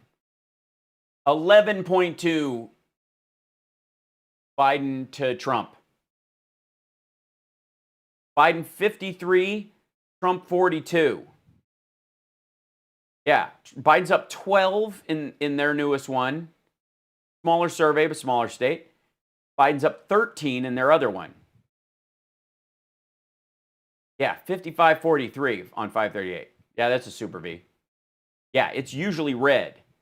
The fact that he's up by double digits is fucking amazing. And so Trump is behind by 11 points, and it is a flip-flop state. There is a chance. Yeah, but is that an electoral college ahead, or is that a popular vote ahead? That's for the electoral college votes of New Hampshire. That's to win New Hampshire. Who's ahead in New Hampshire? That means that, whoever wins New Hampshire gets their electoral college votes. And he's consistently up in all of these.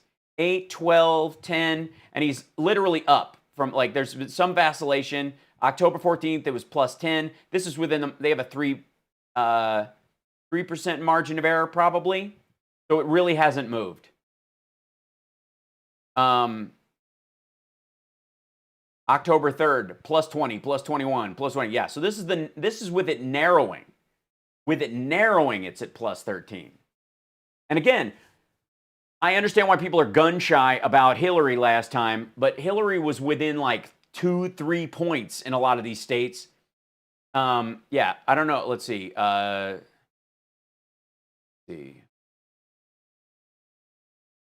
2016 New Hampshire polls, Trump, Clinton. See if I can find it on here.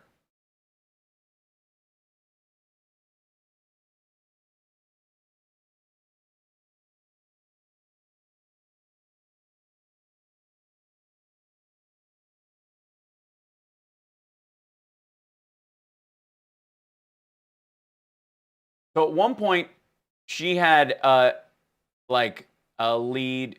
I mean, it kind of follows a weird thing, but this is Hillary's path last time, and this is April. It was the largest, probably. It was like even here. It just they both went down at the same time. Then it started to narrow.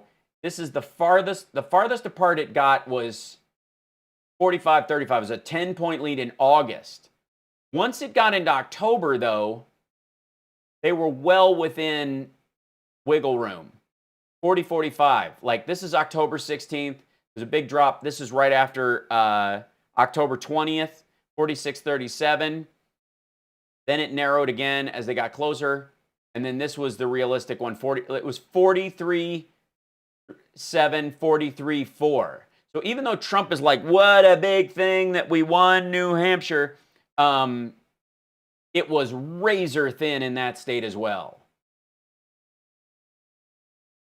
But a lot of this, if you look in here, here's the aggregate. They had a bunch of these.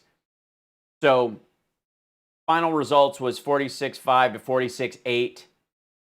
Clinton won it by 0.3. Okay. What?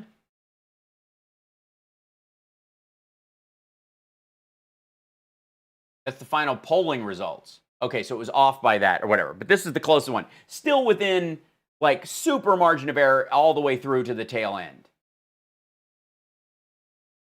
But, you know, nowhere near the kind of... and hers was fluctuating all over the place. But Biden's has been very consistent. And, the Comey stuff did change the election. This is not working. Amen in that beautiful Air Force One. Is that beautiful? Yeah, stare at it, drunk asshole. Why, you know, and by the way, in a state as big as New Hampshire, and half the people voted for him last time, that having a crowd this size of your hardcore people that didn't have to drive very far is not shocking at all. Like, you can get 20,000 people in a state with a, you know, whatever. How many people are in New Hampshire? 1.5 million? Who knows? Hold on, we'll look. I got to look that up too.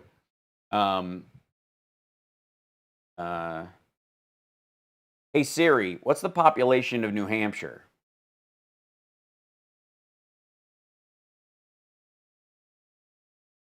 Of New Hampshire is 1,330,608. Okay, so 1 million people, half the state went for him, half went for Hillary. That means if 10% are hardcore, that's his whole crowd there. And there's not going to be another one. So of course they're coming out. This is not a poll of, you know, of what's happening. This is ridiculous. You know, I'll tell you quick. Should we tell? We have plenty of time today. Yeah, tell a story, man. You just got Halloween later. Yeah, come on, hang out, man. What are they going to do? Go to work? Like, is there any football game? We don't watch football as much anymore. Right? Until they... Yeah, we watched it. Real Clear Politics you were just using had Hillary at 2.1%, and she, in fact, won the popular vote of 2.1. Yeah, it was very close. But she was always within a fairly narrow region from October on, except for the one shock point, and that was an outlier. But Biden's consistently ahead in this. Stand and honor our country. We don't care. They do honor our country by kneeling because they believe that the flag isn't, that the principles are not living up to the standard of the flag. Until they honor that. But, you know, when I first came in, I said, how old is Air Force One? Now, we have the greatest people in the world in our military. They're incredible. Look at the condition. That plane... Except for the overrated generals, I guess. Don't forget. It's like it's 2 days old, right? But it's 30 years. Can you believe it? Yes. Yes, I can believe it. So I said, so what's going on? Well, they're negotiating with one, and they signed a contract for $5.7 billion. I appreciate that, Chechens, for noticing that the picture changes behind me. In the staring contest. It's actually 2 planes. People don't realize this. Air Force One is 2 planes, okay? You always have 2. You're very spoiled when you have this job. I guess they figure if it's ever a little bit off or a little broken, you just rip out the second one for $2.5 billion. But it's... Yeah, you have a backup. It can literally fly at subspace atmospheres. The most incredible machine. So anyway, so I said, well, but 30 years is a long time. I'm not talking about for me. I'm talking it's a long time, and I'm good at airplanes, okay? Yeah, you're great at airplanes. Like Trump Airlines? Been very good at airplanes. I said, so what's the price? $5.7 billion. I said, you got to be kidding. For 2 airplanes, okay? I have friends, they order a Gulfstream, and they pay $78 million. I said, half of an engine costs more than that. Yeah, because the entirety of the U.S. government has to be able to survive in it for weeks without landing, being refueled in the air. It's got an escape pod on it, you dipshit. So 5.7, so I... Yeah, why is the beast so thick? Why don't you just go down and buy a new, GM truck and show off? Come on, man. I met with the head of Boeing, good man, and I said, this is the first week. I said... Hillary won with 2.1%, 2.8 million votes. Biden is up by 8 to 10%. That's 12 million plus. Absolutely. It's a very different Signed picture. contract, all done. $5.7 billion. But the states that they're in matter a lot, too. I said, too much money. We're not buying it. Which is dumb. He said, why do you say it's too much? I said, because Obama agreed to it, so it has to be too much. It's the only thing. I didn't know anything about it. Yeah. So you want to make a decision about the airplane that the government can literally run out of, I don't know, for a friggin' plane, which has, it's got TVs in every closet. This asshole thinks that all the computers that are hooked up to NORAD that are in those closets are TVs. What a jackass. I didn't know anything about it. But yeah, we know. I knew if they were buying it, it was too much money. So I said, nope, I'm not going to do it. I said, cancel the order. So I went to a general. I said, General, I want to cancel the order. Yes, sir. And I said, why can't we keep using this 30 years, sir? And he's right. Look, planes would come in from especially other countries, but from Arab countries. This is going to be about the furniture. This asshole is about to talk about what the planes look like on the inside. They're going to be sweet, like the carpet and the fixtures and And it would be a brand new, what's called a 747-800. That's brand new right off the thing. It's actually a much different plane. It's much longer. It's got a much bigger wingspan. You wouldn't believe it. Yeah, I would. I think John Travolta owns one. Who gives a shit? See the top the way it is? And guess what? Ask any of your military guys how easy it would be to blow one of those planes out of the sky. And they go, pretty much same standard you'd use against a commercial aircraft. That's what's going on. It's a much longer top. I hope you people are interested in this. But nobody is. You're a jackass. Everybody's, and that you're bragging about the plane, and they're all looking at it like, oh, gosh. No, isn't this better than being on a teleprompter, right? So. Yes, great. No, but see the front. It's got its second floor is much longer. It's as beautiful as that is. It's far more beautiful, bigger, more impressive, more everything, and it's the right thing. So I said, so General, it's a signed contract. I want to terminate the contract. Yes, sir. I said, by the way, you can terminate it, no problem, right? Yes, sir. I'm very proud of it, sir. Good. You don't have to pay anything, do you? Yes, sir, we have a termination fee. Oh. How much is the termination fee, General? Sir, we pay $250 million that we're allowed to terminate the contract. It's $5.7 billion. So for $250 million, I said, wait a minute, General, wait. Yeah, you put a deposit on a plane that they've already started building that you can run the entire government out of for weeks without landing. They start building the shit. God damn, he's dumb. They haven't built it yet. They haven't even started it yet. Yes, they have. We have to pay $250 million. Yeah, for the design adaptation. dollars to terminate. And then they start machining elements of it. Contract. I don't like that deal, General. General, don't terminate it, because I want to get it, but I don't want to pay $250, and so just don't terminate it. Just tell them we don't want it. Yes, sir. So he told them. Then I told him, I said, nope, I don't want it. And we negotiated for about a month. And I said to the head of Boeing, really good guy, I said, hey, Dennis, look, it's 5.7. It's got to have a 3 in front of it. Now, I don't know anything about it. And it's very, very special what they have in this plane. They don't have in any plane in the world, okay? Right. Don't tell anybody. And secondly, they're going to say, sure, 3.7, you're a jackass. We'll turn it in. It'll still cost $5 billion. You'll have already agreed to it. It was the stuff costs what it costs. But hey, you know what? If you want to cut $2 billion out, maybe one of our engineers, because we had to let 15 people on the project go. Maybe one of them will, Russia will phone the dude up and go, hey, would you like to make $1.5 million? You can just tell us where the fail safes are. It's incredible. The kind of equipment. The equipment costs more than the plane. Yeah, we know. So I said... they have to install it and make sure that the plane doesn't fall out of the sky. No, Dennis, it has to have a 3 in front of it. So this has 5.7, a 5. I said, got to have, in other words, we got to skip. Well, a 5 is not a 3? Interesting. Jesus Christ, we're at the holy hand grenade we now. got to have a 3. No, sir, I can't do it. So then he comes back a couple of weeks later. He takes $100 million off. I said, nope, it's got to have a 3. I said, cancel it. I don't care. Don't cancel it in writing. I said, we don't want the planes. I was very careful. We don't want the planes. Are you canceling the order? I said, no, we don't want the plane. Because I don't want to... And what the hell is that? Are you canceling the order? No, we just don't want them. Right. $250 of your money, if you don't mind. By the way, I could tell you about 300 of these stories, all right? These are stories at all different things. This one, I just see the plane sitting there so beautiful. So I said... He tells it all the goddamn time. You think these assholes haven't watched this speech? No, we don't want the plane. Now, I can't really go to Europe and order the comparable plane because there is no comparable plane, but I can.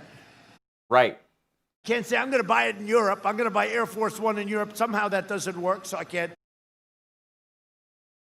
So this asshole is just telling stories about how Biden outsourced your jobs, and he's starting to bitch about why he can't outsource Air Force One.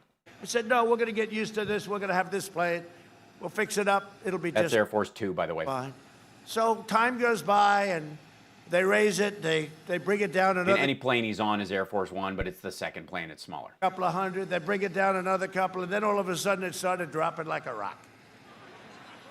And we agreed to 3.95. And with a couple of overages, it's back to $5 billion. And watch this asshole figure out that he agreed to 3.95 for one plane. Originally, it was $5 billion for 2 planes. Now we're going to be paying 3.9 for one friggin' plane. Well, it must be a totally different plane. Nope. In fact, I actually had one generator added. It's not a big deal. One generator added. And they said to me... then one generator? Why? In case the power goes out? Boeing came to me. So it's 3.9 as opposed to 5.7. Now, that took about 2 months, 3 months. But isn't it really nice, right? The same exact plane, except with a different paint job. Our plane... No, it's 2 planes. You'll remember at the beginning of the story, 5.7 for 2 planes. It's going to be as beautiful as that looks. Now we're paying 3.9 for 1 plane. According to this story. I don't know if any of this is true. Nobody really does. It doesn't quite matter, because ask me about F-35 funding and tell me, like, at any point along the trail of that plane's existence, how much it was supposed to cost and how much it ultimately cost. Jackie O, our plane is going to be red, white, and blue. Doesn't that make sense? Red, white. Yeah, it's going to have gold French curlicue furniture, too. And then they came to me, and the general came to me. The general came to me, and he said, sir, I know the way you like everything to be perfect. Yeah, you want to make that face as much as possible. Dig your jowl back into your neck like that. It's attractive. And sir, instead of coming down, see the big stairway on the left? You're really up there. When you're at that stairway, You're like on a 3-story building, right? And sir, if it's rainy or bad weather or it's blowing, and I'm thinking about my hair, right? Oh, sometimes by the time I get down, the big one, the little one is a different deal, but the big one, which we use 95%, by the time I come down that big stairway, sometimes I am wiped out. You know, the wind is blowing. I said, is there any wind outside? Yes, sir, 50 miles an hour, that's good. By the time he walks down the flight of stairs, he's wiped out. The stairs are shaking, I'm shaking the whole thing. By the time I get into the car, I end up running the last. By the time I get into that car, I'm wiped out, okay? I gotta say. Does anybody have a From walking down stairs? mirror? So the general said, sir, we can build a new stairway under the plane, sir. It's a spiral stairway. I said, wow, that's a great idea. You'd be totally protected, sir. I said, fantastic. How much? 50. I said, wow, 50. That's a great deal. I'll take it. I said, I'll take it. I said, by the way, so for $50,000, I can build. No, sir, $50 million. I said, I don't want this stairway for $50 million. I tell you that. Good God. Because you people understand business. No, he said, we can build it for 50. I thought he meant $50,000. That's a lot of money for a stairway. No, we can do it for $50 million. No, it isn't. $50,000 is a lot of money for a tercel. So if you don't mind. $50,000 is not a lot for a stairway that travels with in some airplane that flies ahead of Air Force One. So some bomber rolls up. Understand this. There's a giant cargo plane that lands before Air Force One that has the stairs in it, like the presidential one. They don't just use whatever's at the goddamn airport. Were they going to build a spiral staircase and leave it at every major or minor airport in the country? What the hell is he talking about? I decided, let my hair get messed up, right? So that's the story. Great. I was riveted. It's a long story on the beautiful Air Force One. So we have it coming in, and can you imagine after all that? I better win this damn contest. Oh, it's a contest. Can you imagine if I saw Sleepy Joe? He wouldn't even know it's a different plane. He'd get on, oh, this is very nice. Where am I? Where am I? You're an Air Force One. Oh, I didn't know that. This is very nice. How old is this plane? He'd say. I'd say, brand new, sir. It's brand new. Just came. If I see that gorgeous, you have to see the striping. It's incredible. There'll be nothing like it. And I don't want to see it. He won't appreciate it. You mean he won't appreciate the plane that the Obama administration ordered? I mean, it's kind of like you can get lost in the rambling bullshit, but he is claiming that Biden won't understand what Air Force One is when he flew around in Air Force Two a lot, and that when they get the new planes that the Obama administration ordered, and by the way, I got news for you. When Biden wins, you think that paint job's going to stay? I think Jill Biden's going to have a thing to say about that. He won't appreciate it because he won't understand it. But anyway, so that's the story that I tell. Oh, yeah, I'm so glad I was here. Riveting. I tell 100 stories like that. Oh, thank God. Let me get some fucking marshmallows. 100 stories just like that one. Say it isn't so, sir. Do they all have sir in them somewhere? Sir. All the same. All of them end up with a spiral staircase coming out of your ass? The waist, it's all the same. Yeah, it sounds like he's anticipating Biden's win. And it was all coming together. And then you guys fucked it up for me. We had to spend $3 trillion on the play. Can you believe it? 6.8. With all of but who's counting? Peanuts we're talking. We had to spend, and we signed a trade deal with China, which was so great. No, it wasn't. But the ink wasn't dry when we got hit by the China plague. We'll never forget it. Never forget it as you're selling them all out of our corn? Sure. We'll never forget it. You forget what? Watch. Sleepy. Well, we'll never forget it. You watch. Joe Biden doesn't care about New Hampshire. I saw that. He left this state before the primary was even over. He abandoned you. Yeah, he abandoned you guys. Can you imagine a presidential candidate who comes here, campaigns, and then leaves after he's said his speech? By the way, are we to assume right now that after this speech is over, that Trump is going to stay here until election night? Is that what's going to happen? By the way, do we think on election day he's going to stay in one state the whole time? Is that the premise? You know, he likes to say Pennsylvania. Well, he left them too when he was 9 years old, you know. Son of a bitch. Little Joey Biden just leaving. Pennsylvania basically crashed because little Joey Biden fucked off when he should have stuck around. This is terrible. He abandoned you when he was 9. What in the world is this man talking about? Honest to God, this is some stupid shit. Explain, somebody, there's got to be a Trumpster out there somewhere in the, trolling about in this nonsense. How in the hell does this account for anything? Hi, Facebook, by the way. Maybe you guys know.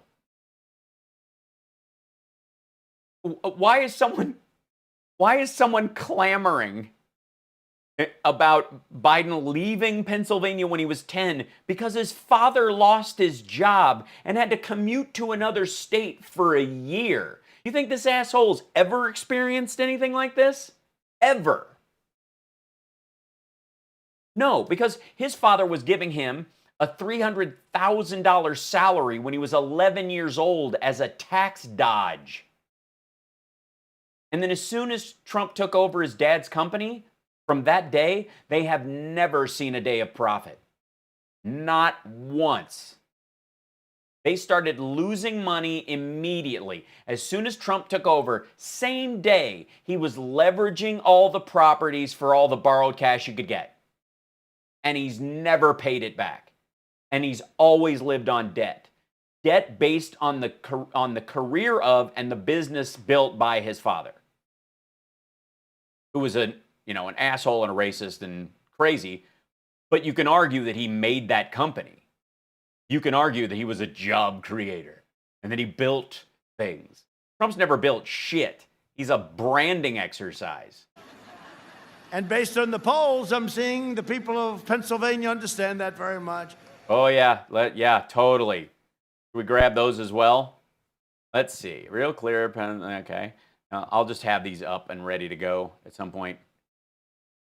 And as I said at the very beginning, a lot of strange things. We're way up in Florida. Sure. We're doing fantastic in Iowa, fantastic in North Carolina. We think really good in Pennsylvania. Yeah, really good. We're doing great in the great state of Texas. Yeah, in Pennsylvania, they only have him up by 6 and 8. Where he was up 7, 6, and 8, and then he was up 7. Oh, and then he was up 5, 6, 9, 3. Trump was up 2 in October in some of these things. Outlier, but still. And this is the whole. There are a bunch of these ones where Biden's up by a bunch. This is the aggregate, right, that we're looking at. None of the aggregates have Trump winning. Maybe this one, even though Biden was up at the same time. So there's no point where Trump clears the necessary threshold. He never gets over 44% in this. And Biden he's never gone below 49 in Pennsylvania. And it's pretty consistent. There's not much variety in this. Yeah, and it's leaning tightening, but it's not going in a major way. But again, plus 5.6, 5.6, that's within the margin of error if you're really loosey-goosey with your polls.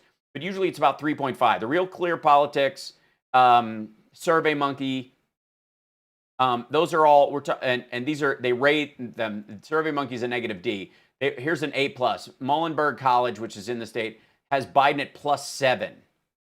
That's 4 outside the margin of error.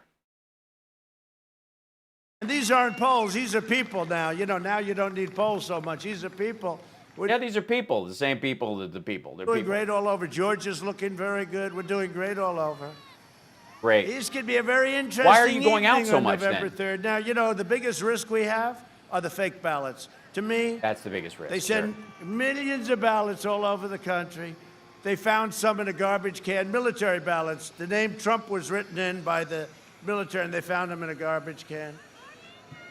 Thousands and thousands, Look at that, razor thin. 500,000. It's basically a dead heat in Georgia right now, with Biden +1 in the newest polls, +6 according to this Survey Monkey.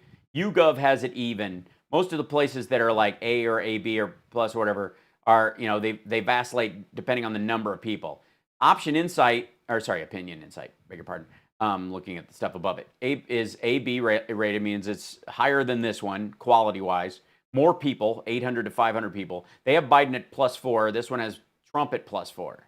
So you're splitting it down the middle. This one had Biden at +7. These are, I mean, look at the variety in these back and forth. Yeah. Correct applications in Virginia. But it's not doing great. Thousands and thousands. Neither campaign is quote unquote doing great in Georgia. They're both duking it out. Thousands of things.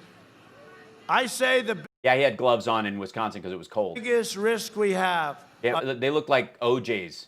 The fake Borrowed them. ballots. You know, I voted yesterday in Florida, and I went. It's my first time in a library. And I voted in person because I Sure. like to vote in person. Then why have you never done it before? Never, ever. Why have you never, ever, if you like to do it? There's a lot of things I like to do, and I've done them in person. So if you like to do it, why is this at 74 years old your first time doing it? Call me old-fashioned, but a lot of our people want to Yeah, I call you old-fashioned. vote in person. They want Yeah, you know, I remember when my grandfather told stories of grabbing women by the vagina without asking. So I went to You know, it was just a thing when he grew up. You know what I mean? It was stuff they did in the service. Florida. Sir, do you have identification? They said that. And they didn't mean to be rude. They want to go through like they would. I took out a passport. I gave them a passport. I took an ID. Wouldn't it be nice to have voter ID, by the way? Yeah, absolutely. Have the Republican Party pass national government ID. Why did you have a passport? Why didn't you have a Florida driver's license? That proves, a passport proves you are who you are, but it does not prove residency. So the woman was great, very smart, and I gave her the passport. I gave her the ID. She said, "Sir, I think you might be President Trump." Okay, so I qualified. And then I sat. They gave me the voting thing slips. The voting thing slips? Sure. Very computerized, Those are very people. good. I went through every one. I said, "Sir, is this it?" "Yes." "Good." And then I signed my name on something else. "Sir, you can go to the booth, and please, here's a pad. You can keep it secret." I said, "I don't want to keep it secret. I voted for Donald Trump."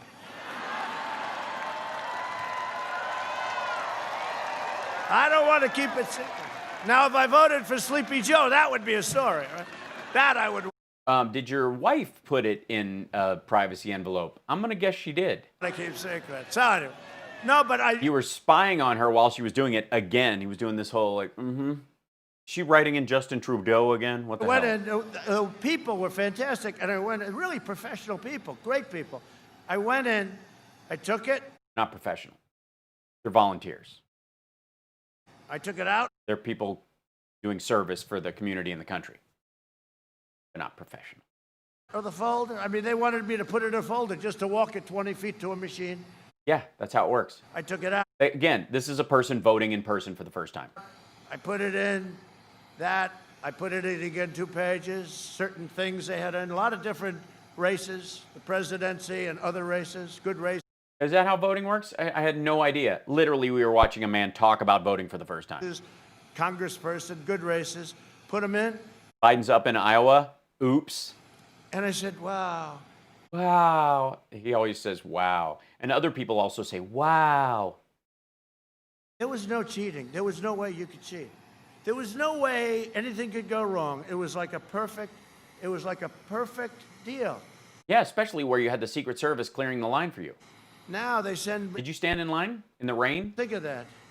So that's one way. The other way, they send millions of ballots. We don't know who's sending them. We don't know where they're going. We don't know. Yeah, you do. Secretaries of State send them out. This is a lie. This is something you should flag on YouTube or Facebook or Twitter or any of the other social media sites as lying about an election. Who's bringing them back? We don't know who signed them. Sure you do. They match the signatures or they don't. And if they don't match, they call them and they call what's called curing the ballot. In Nevada, they want to have a thing where you don't have to have any verification of the... No. Your signature is your verification. Your signature matches just like a check you write. I love how they're like, you need ID to get on an airplane. Yeah, but you can mail out a check that you signed and the bank verifies your signature and they take millions and millions of checks all the time. It is so terrible. And you know who knows it more than us? The Democrats. All Democrat-run states are the ones that are the problem. Yeah, of course. Because they're not voting for you? And they know it, and they say... Mike Huckabee was joking. He's against... He's an asshole. But he was freedom. joking. He's against suffrage. No. I want to have a real election. I don't want to have millions of votes sent to millions of different people. Well, if they're not registered to vote and they're not citizens, then their ballots will be thrown out. And I call them unsolicited. I say solicited is good. That's where you write in, you want, they send it to you, etc. Which still is not as good as being there, but it's pretty good. But when you have unsolicited, meaning you don't want them, they call them universal. I said that name doesn't make sense. What does it mean? It doesn't mean anything. Yes, it does. It means you don't need an excuse in a pandemic to get a mail-in ballot. You don't have to go, I'm out of state, I'm traveling, I'm overseas. You don't need an excuse. You can be home and get one. And the states themselves can't deny you that right. They call it different names. I came up with a name. They have millions of unsolicited ballots being sent all over. And it's no good. It's no good. And there's tremendous, every day you pick up the newspaper and you read about, the only good thing is we have people watching them like crazy, both law enforcement. By the way, he does not, by in any measure, pick up a newspaper every day and read. He watches Fox News. Here you go. And this is why you have privacy envelopes. What does she think he's doing? Voting for Ben Shapiro, for, what is it, John Shapiro? What was the guy who voted for Joe Shapiro? That's what it was. Just one onion belt story after another. Totally. Yeah, this is there he is. He goes, and then he gets caught, and you're like, hey, are you looking at it, what she's doing? Yeah, smile, Mr. President. Oh, shit. He's looking, what is she doing? Oops. And there's Eric making sure his wife votes the same way. And there he is looking at, how's this? Hey, watch your own shit, man. It's just a habit he picked up in school.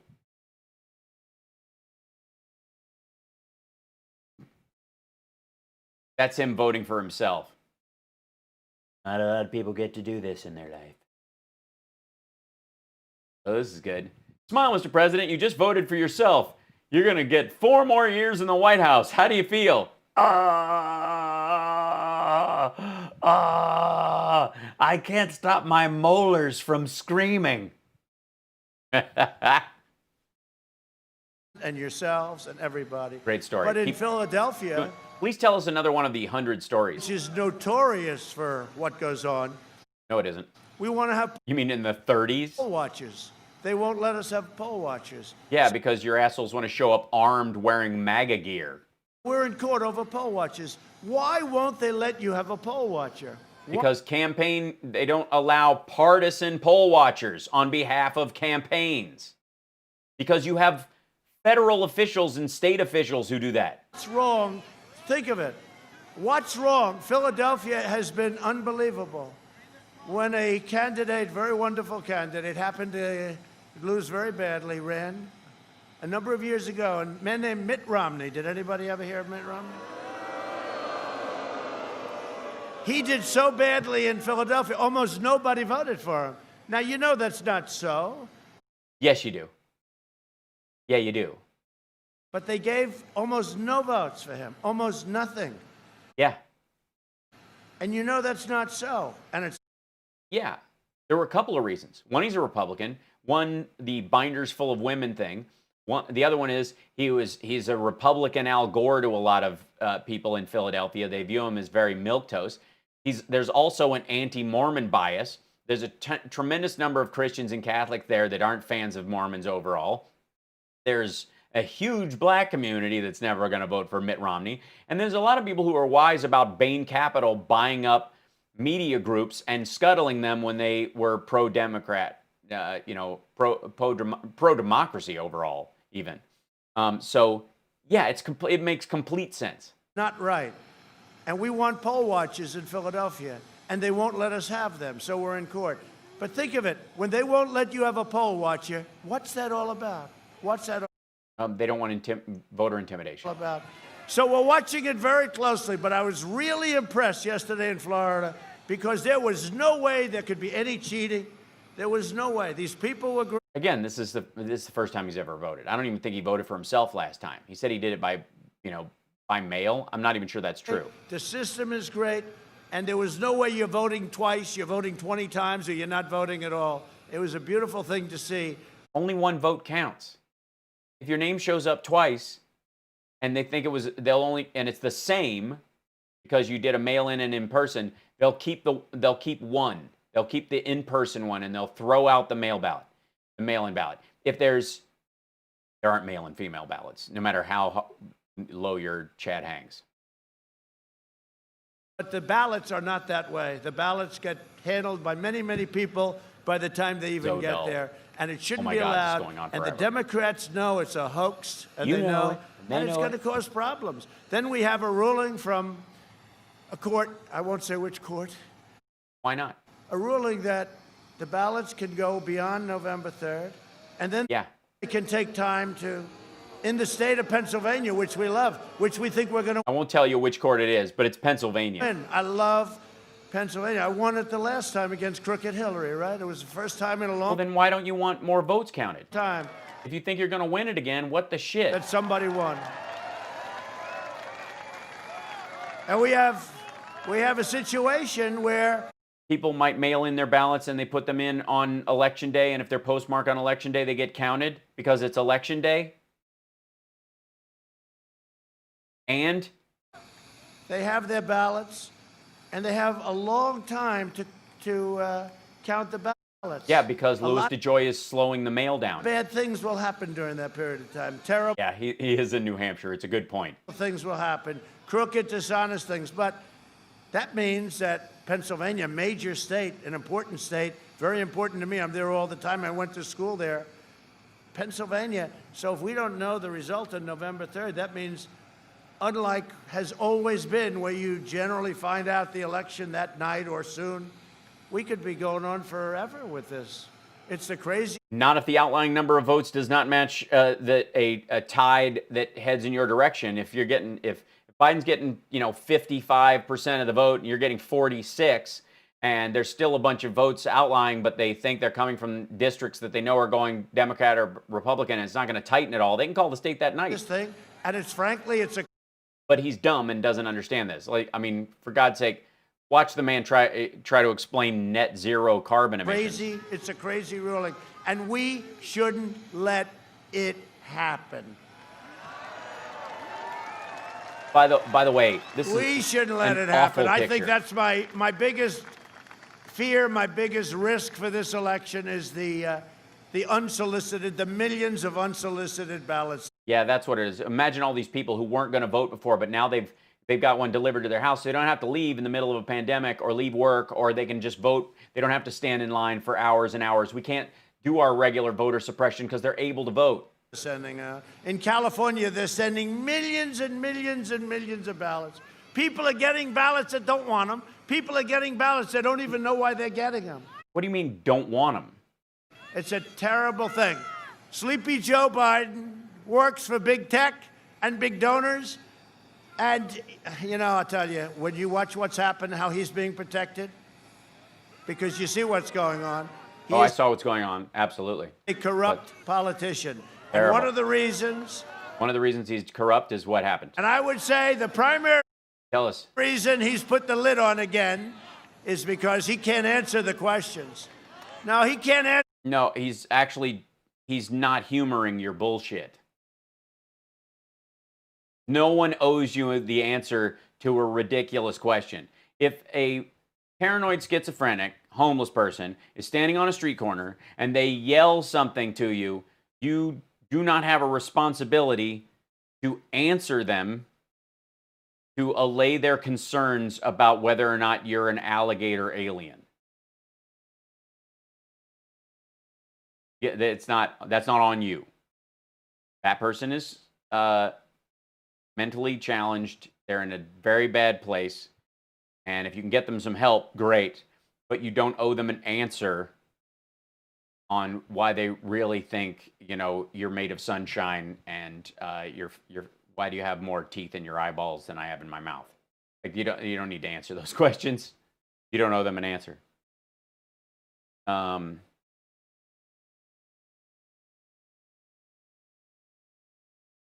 Video of Trump trying to vote alongside Billy Bush in 2004 shows how hard it is to commit voter fraud.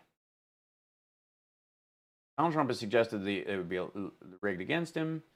Decided to go out to the polls in 2004 with Billy Bush, who was recently fired by NBC after a leaked tape. This is 2016. First polling place the pair visited in New York. Trump was annoyed after being told he had to go to a different location because his name was not on the voter rolls. Oh, why? Do I have to go to a different place? Do me a favor, double check. Told him he had to go to a Park Avenue location, 520 Park Avenue. I like that location better. It's a richer location.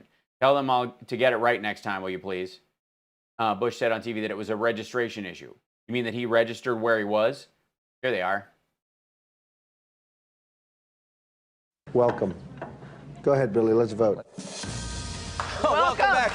You didn't get one of those. Welcome back to Access Voting Day, and it takes me back to a beautiful place, and that is 2004. We tried to figure at Access Hollywood, how are we going to do this today? How are we going to cover Election Day? Well, I went voting with one of the real great Americans, Donald Trump, and we went to his polling place, and his temperament quickly changed.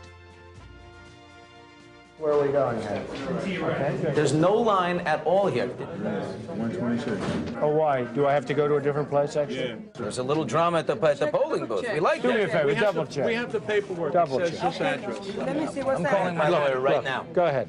Work on it. Wherever you want us to go, where do we go? 520. 520 Park Avenue. Okay, I like that location better. Come on. It's a richer location.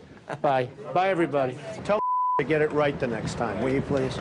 It was great. Oh, why? Do I have to vote somewhere else? Like, he was not even trying. He was mad. Oh, yeah, he said to his bodyguard, he said, Keith, what's going on here, all right?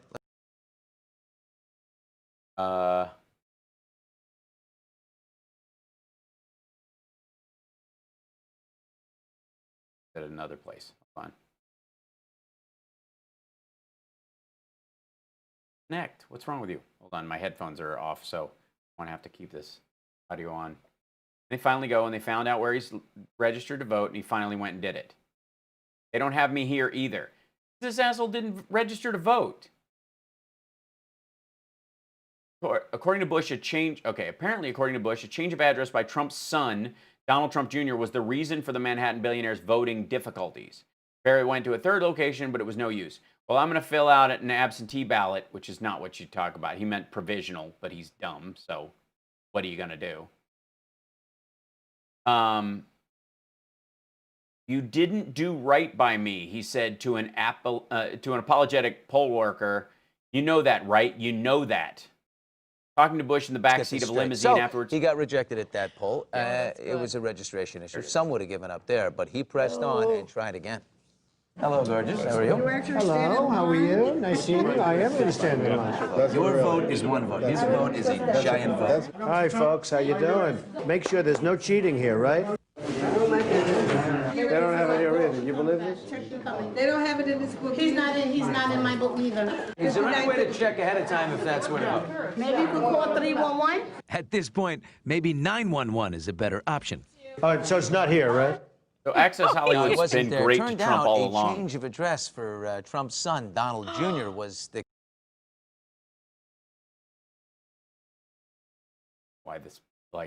Why their Access Hollywood video is so slow. This must be on a deep server.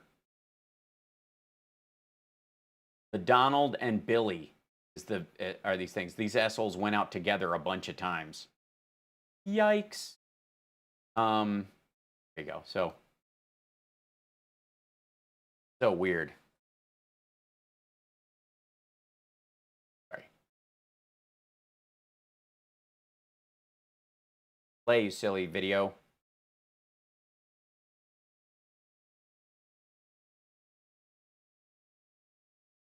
I don't know why it's being weird.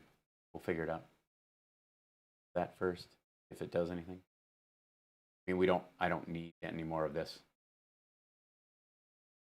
All right, hold on. Switching to me. Reloading the page. Hoping that fixes it. Give me 1 second. Hi, Miranda. Bye. Take care. Call your county registrar and ask them. That's what you do, not just go from poll to poll. By the way, Panica, annoying poll workers, just being shitty to them, which is the oddest part of it.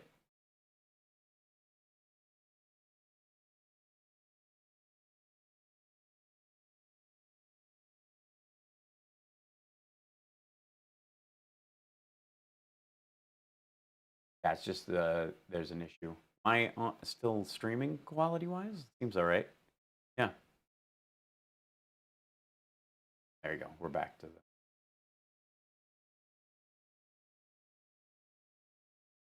Must be a totally different plane. Nope. In fact, I actually had one generator edit. It's not a big deal. One generator edit. And they said to me, then Boeing came to me, so it's 3.9 as opposed to 5.7. Now, that took about 2 months, 3 months. But isn't it really nice, right? The same exact plane, except with a different paint job. Our plane is going to be as beautiful as that looks, Jackie. Totally. Our plane is going to be red, white, and blue. Doesn't that make sense? So weird. And then they came to me, and the general came to me. The general came to me, and he said, "Sir, I know the way you like everything to be perfect. And, sir, instead of coming down, see the big stairway on the left? You're really up there. When you're at that stairway, by the time I get down, the big one, he's exhausted. So odd. I end up running the last. By the time I get in, $50 million. Okay. people understand business. No, he's stairway. No, let my hair get messed up, right?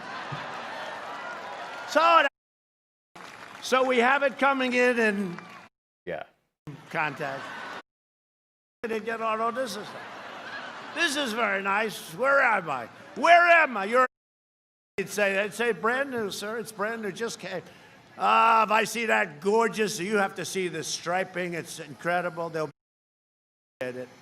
He won't appreciate it because he won't understand it. But anyway, so that's the story that I tell. Yeah, it's great. The waste, it's all the same. And it was all the waste. With all of that, peanuts we're talking. We had to spend, and we signed a trade deal with China, which was so great. But the ink wasn't dry when we got hit by the China plague. And we'll never forget it. We'll never forget it. You watch. Sleepy Joe Biden doesn't care about New Hampshire. I saw that. He left this state before the primary was even over. They abandoned you. Nonsense. Good God. This could be a very interesting evening on November 3rd. Now, you know, the biggest risk we have are the fake.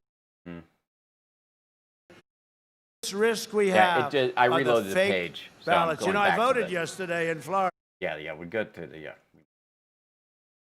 I said, "Sir, is it person good races? Put them in." Boom.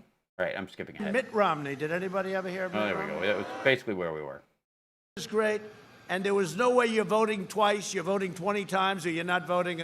Jesus Christ. Very important to me. I'm there all the time. I went to school there. Tech and big donors, And, you know, I'll tell you, when you watch what's happened, how he's being protected, Totally. because you see what's I was at 50-ish. going on. Okay. Yeah, we can jump ahead. I don't quite care. So let's just jump here. It's going to be the same shit anyways. Or other places. That's what happens. They would leave. And we don't want people to leave. We want them to stay, and we want those jobs, and we want that income. You've had them leave already under NAFTA. Biden also pledged to eliminate our tariffs on China. We're taking in tens of billions of dollars. No, we're not. Tens of billions of dollars go for the actual goods themselves. A 10, 15, or 25% tariff will never make up for the shortfall of the money they gave to farmers. And like, this is idiot math. Taxed them where they dumped the steel. We taxed them where they targeted our farmers. I gave our farmers, this doesn't pertain too much to you, but a little bit. I gave our farmers $28 billion from China because they were targeted. Woo, $28 billion. Wait a minute. Chinese purchase of U.S. Agricultural goods amount per year. Second. And it kept our farmers solvent and actually strong. In other words, he wants to raise taxes on American factories and give preferential treatment to Chinese factories. There's nobody that wants to see us raise taxes on companies more than China and other countries, because they're going to pick up the business. So remember this, if Biden wins, China wins. If we win, New Hampshire wins and America wins. Very simple. Very simple. Besides that, how can he make a deal with China when he's taking a lot of money out of China? Okay, so here's, let's see, JC. Okay, this is. Let me show you this real quick. I know this becomes another. Yeah, this is much closer to actual socialism than anything he decries as socialism. China will, Beijing. China will make good on a pledge to purchase more than $40 billion per year of U.S. agricultural products under the recent agreed Phase 1 trade deal between the two countries. Chinese purchases of agriculture goods are expected to increase to $40 billion to $50 billion annually over the next 2 years under the deal aimed at resolving the long-running trade war between the world's The deal is yet to be signed. This is earlier this year. Most foreign media don't believe that China can fulfill the commitments, but as a Chinese consultant company on the agriculture market, JCI strongly believe that China has the ability and will fulfill its promise. So a Chinese company linked to the Chinese government says that they'll be able to do it. No other company that tracks this stuff thinks they'll ever buy this much.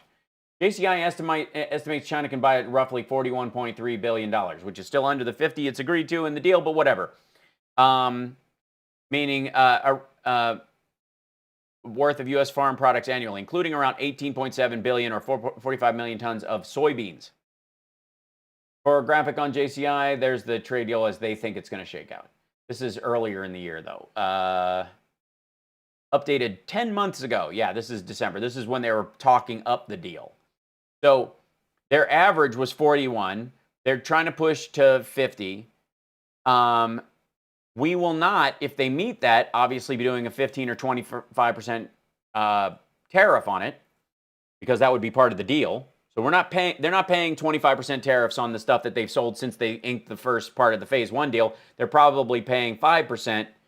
There is nowhere in the world where 25% of 13 billion that turns into 5% of 50 billion is enough to cover $16 billion in aid, or 28, or actually 64 overall. $26 billion shortfall, $16 billion shortfall. This is the $50 billion. This is the total. China's agricultural imports from the United States. Consumer-oriented total, bulk total, intermediate total, agriculture-related products. Agriculture-related products. All of it's below 50. This is the little part that's agriculture. This is... There you go. Look at these. Way down here. Here's the projected totals. Whoops. China imported $741 million worth of meat in 2017. That's pork and beef, mostly pork. What he's basically telling you is bullshit. right? For himself and his family. His son walked away with $1.5 billion. He gets fees on $1.5 billion. Yeah, what do you think fees on $1.5 billion would be with a team? If you got 4 guys running the top of a company, what do you think they're making on a $1.5 billion deal?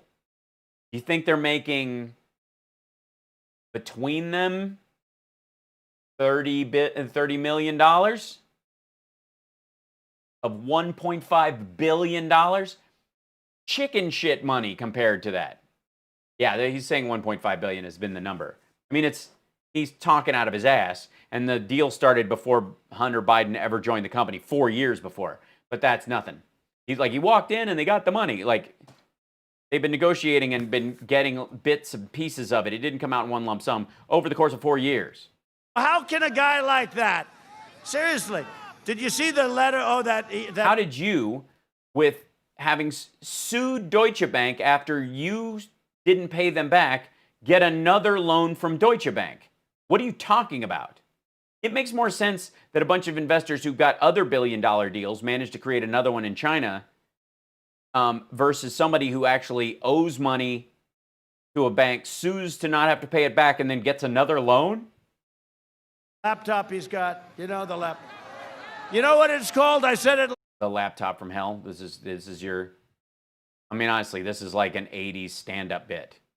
Why don't you say it's on steroids or on acid while you're at it? Last night in Wisconsin, it's called... Oh, sit-ups and push-ups, right. The laptop from hell, right? That laptop. Well, it in a lot of people's estimations, hell is a fictional place, so... Laptop is not good. But did you see that he wants $10 million a year from China for introductory reasons? In other words, Fantasyland. Hi, how are you? Huh? Yeah, what are we thinking? Any ideas? No. Food-wise. All right. I'm good with whatever you come up with. No, you don't know? What does Ethan want? It's a storm? Windstorm? I'll go pick it up if you want me to. Not really. You guys can pick something. I mean, Firefly is nice or something. I don't know if Ethan likes anything. Inner conversation, kids. Hang on one second. We're almost done anyways. But yeah, ask him what he wants and I'll go pick it up. Yeah. Yeah. I mean, you know, you have multiple options, it's fine. If Ethan doesn't know, you know, come back to me. But I think you guys can figure something out. And I'll ride along with it. I'm fine. Thank you, my love. he's going to introduce... Huh? Yeah. Good. Yeah. I'll have to go pick up food in, 30 minutes because they can't find our address anymore. Some to people. How do I activate Prime Sub? If you're... that's a little thing. If you subscribe and it asks you, I think, if you're an Amazon Prime member and you enter that way. You know who the people are going to be? His father. Going to introduce him to his... You wish. Father.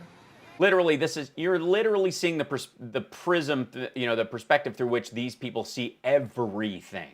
So this guy was, we won't say why and how, sadly, no longer in the Navy, right? Empty years, nothing. Empty years, nothing. What was he doing for the World, whatever, the Children's Hunger Fund, the World? Yeah. His father becomes vice president, and now he's making tens of millions of dollars. Yeah, it's like he's Ivanka or something. Who does this asshole think he is? It's wrong. It's wrong. And Joe's making it too, by the way. Joe's making it too. 10%. We got to give 10% to the big guy. Oh, what does that mean? That means the chairman of the Communist Party, that any deal made in China, they're going to shave off 10% for the chairman of the Communist Party. What is 10% to the big guy? That's what Fox determined from the deal memos that they saw from the guy who used to be a partner of Hunter Biden's. That might be one worth grabbing really quick, if I might. Let's see. Let's go to Twitter. This is fun. Yeah, the fictional kickback that they just live in this. Just for the fact that they think that, Fox just shits truth all over the world. It's amazing how when Fox goes, actually, it's a bunch of bullshit, all of a sudden, let's see. Fox News. Let's see. I think it's probably. I'll find the clip as we go. Let me roll on. Explain that. I can That's explain why it. Joe has got the. That's why Joe has the lid on. The Biden. Joe did a campaign event, and then they had a lid because they go and talk about. They talk to groups of scientists. They talk to their transition team. They talked about they start picking people because they know they're going to have to start on day one picking up the pieces. He's meeting with the scientific groups around this. Tax hikes will also. So like it's friggin' goofy. Hold on. Let me. I know this is in the. There we go. So this is. Yeah, I found it. Hold on one second. So Howard Kurtz has a dude on. Let me, and I'll open this whole thing up. Open this up on YouTube instead of on that page. Close this page, and then I'll open this guy up, and I'll drag this over. While some news out. And I say. Load this Let's guy keep up. ignoring or downplaying the Hunter Biden allegations. Speak. The FBI. Speak, Howie, speak. Confirmed.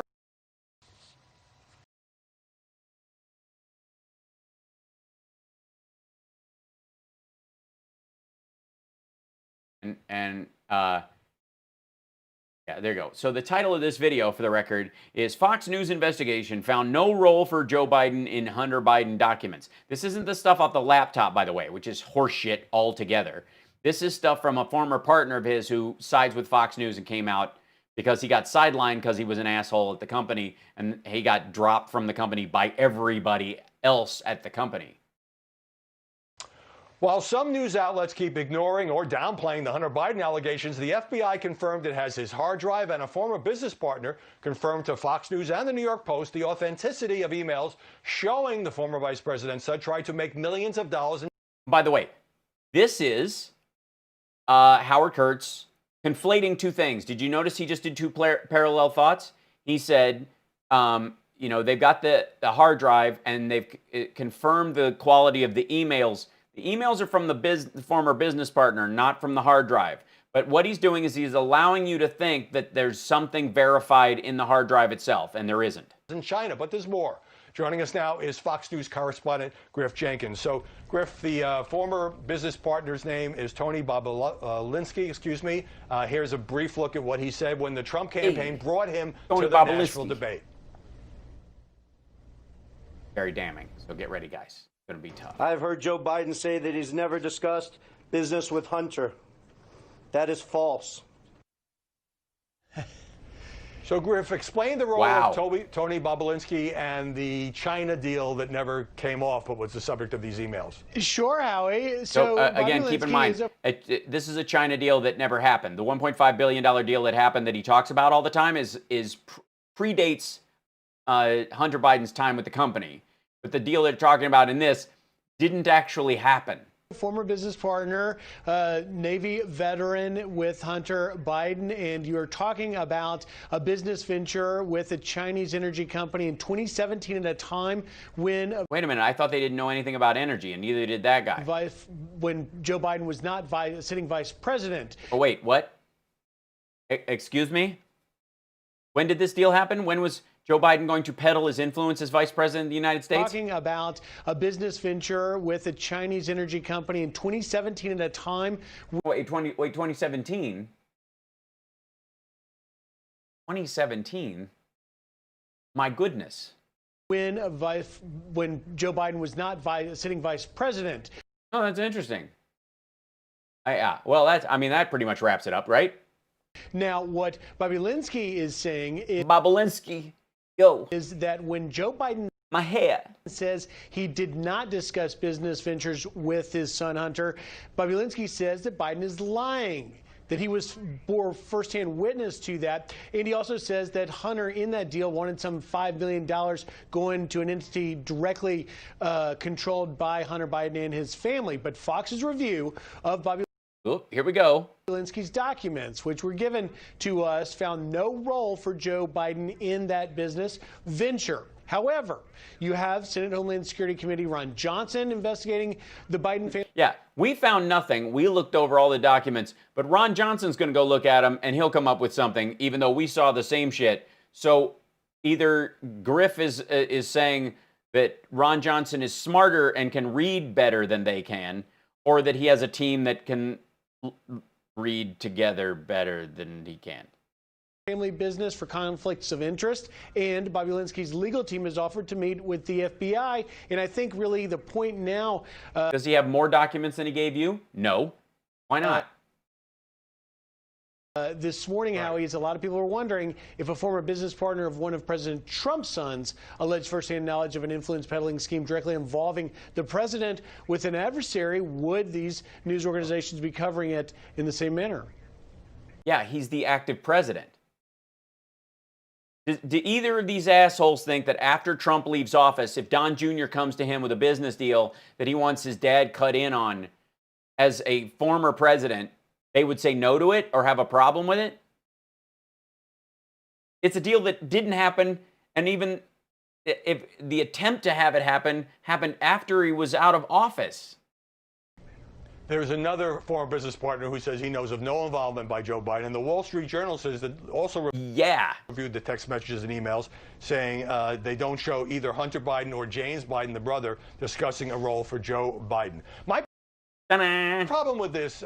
my problem with this is we have to cover it and pretend like we can polish this turd. Briefly, Griff, is that these emails are from 2017. At that time, Joe Biden is out of office. So while it may have been unseemly, if it was true that Joe Biden was even... Which it wasn't. They found, like, he's going, if it was true.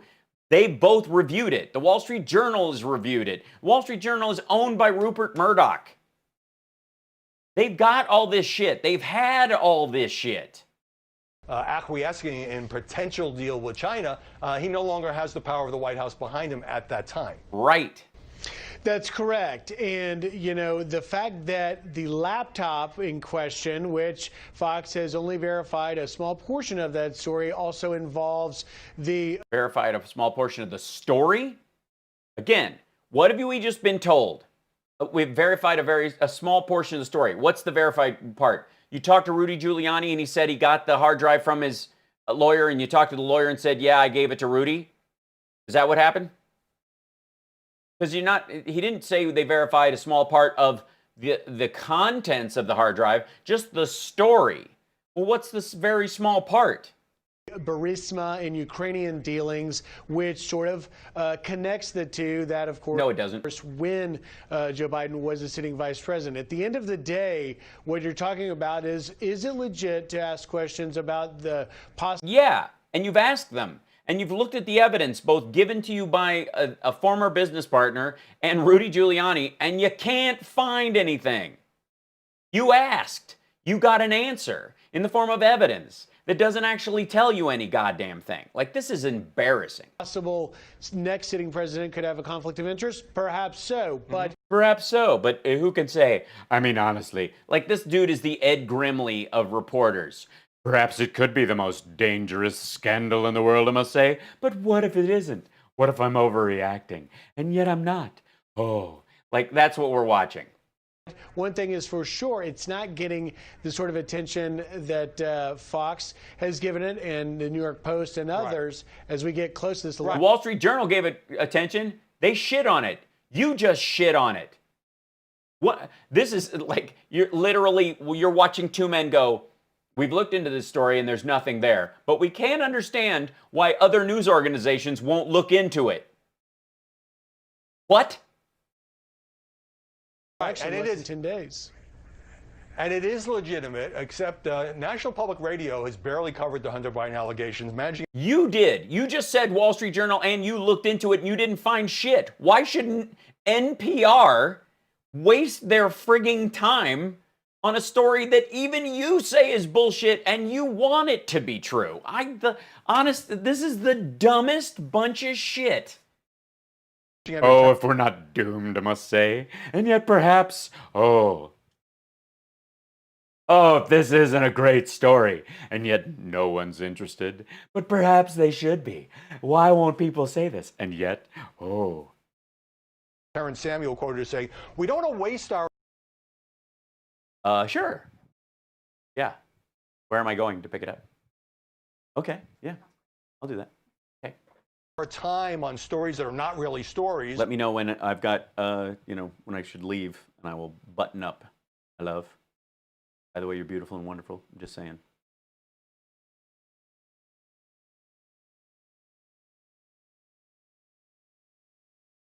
We don't want to waste the listeners' and readers' time on stories that are just pure distractions. How? Like you just did, you dickhead? Oh my God, this is so dumb.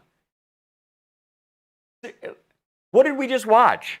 We just watched both of these guys go, we looked at it, we read all the documents, he gave us a bunch of shit, we looked over it, there was nothing there, and we don't understand why NPR won't devote time to something that we ourselves, who want it to be true, say is nothing. This is...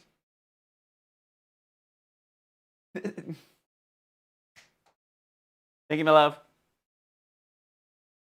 Oh, no? Oh. Won't let us pick it up. That's sad. All right. Give me another option, and I'll gladly go get it from wherever.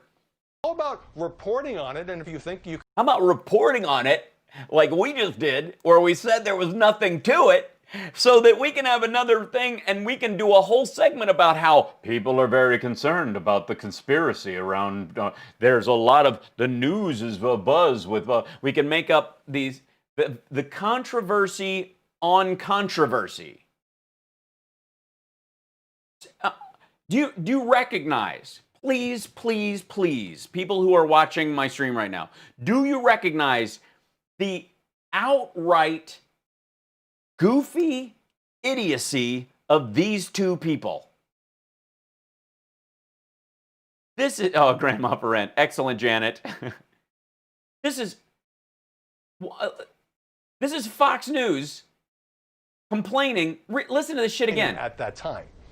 That's correct. And, you know, the fact that the laptop in question, which Fox has only verified a small portion of that story, also of the story, not the laptop, the story. Notice the languaging very carefully. Involves the Burisma and Ukrainian dealings, which sort of connects the two. That of what Ukrainian and Burisma dealings that connects the two? What about them? You've reviewed the documents. Say it, Griff Jenkins, if that is your real name. Of course, when Joe Biden was a sitting vice president. At the end of the day, why aren't people talking about this? What you're talking about is it legit to ask questions about the possible next sitting president could have a conflict of interest? Perhaps so, but... Perhaps it is. I'll answer that. Yes, it is proper to ask questions of this next sitting president. As a matter of fact, Fox should have done that and asked for Trump's frigging tax returns. But they didn't, and they don't care, and they defend him on every front that nobody has the right to look at his taxes, so kiss my ass. But secondly, all right. One thing is for sure, it's not getting the sort of attention that Fox has given it, and the New York Post and others, as we get close to this election in less than 10 days. And it is legitimate, except National Public Radio has barely covered the Hunter Biden allegations. Managing editor Terrence Samuel quoted as saying, we don't want to waste our time on stories that are not really stories. We don't want to waste the listeners' and readers' time on stories that are just pure distractions. Yeah. How about reporting on it? And if you think you can knock it down, fine, but it's not a distraction. It's not a waste of time. I got to go. It is. Griff Jenkins, great to have you. I got to end with it's not a distraction after I've just really done an entire segment on a distraction.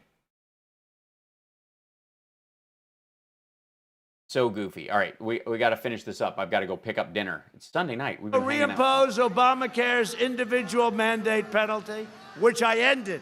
I ended the individual mandate, most unpopular part.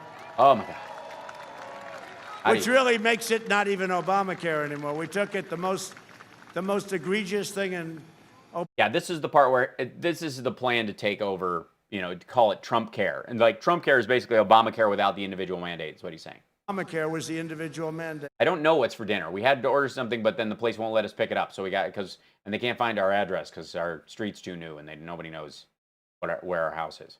You had to pay a fortune for the privileges of not having bad health care, right? Yeah. All right, let's see if he wraps this stuff up. I'll pause it right here because I don't want to. Exactly why I'm upset with Matt Taibbi. He's calling the laptop an expose when it's been deemed unreliable. Matt Taibbi's an asshole and a complete farce.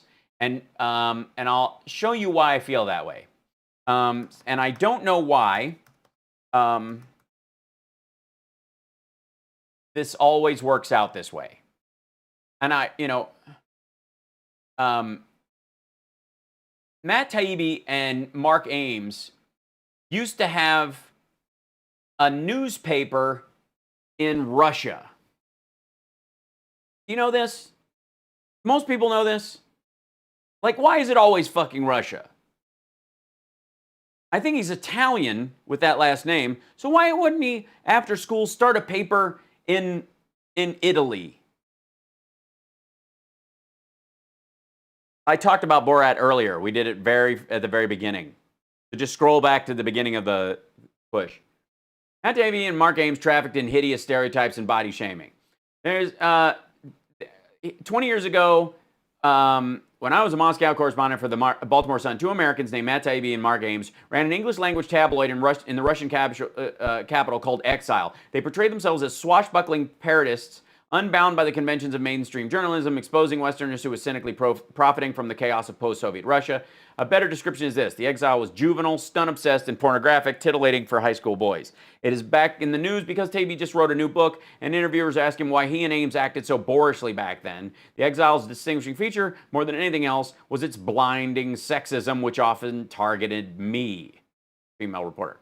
At the time, the paper had its defenders, even those who acknowledged its misogyny and praised it anyways. A Rolling Stone article by Brian Preston in '98 described the Exile's misogynist rants, dumb pranks, insulting club listings, and photos of blood-soaked corpses, all redeemed by political reporting that's read seriously not only in Moscow but in Washington. 2010 Vanity Fair, reminiscent of James Verini, wrote, they called Ames and Taibbi singly or in combination children, louts, misogynists, madmen, pigs, hypocrites, anarchists, fascists, racists, and fiends. This is like the, okay, I like David Pakman, for example. I like David Pakman. He's a good dude. I like where he's coming from. We don't always agree on stuff, but he's a smart guy and he gives his opinion. And at no point in his history did he have a newspaper that he ran in fucking Russia that shit on women. In the same way that Cenk Uygur in the beginning of the Young Turks, he and Anna used to do a Guess the Camel Toe video. Do you guys know this? Where is the history in this nonsense? Hold on. Let me try and find this. Let's see. Cenk, Anna. I mean, it's a fairly easy Google.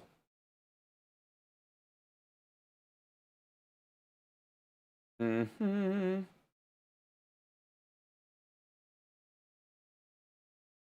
See if this comes up.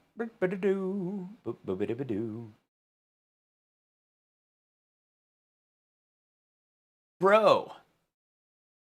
Here you go. They even put it on their page. Bruh. Classic TYT clip. Guess the Camel Toe.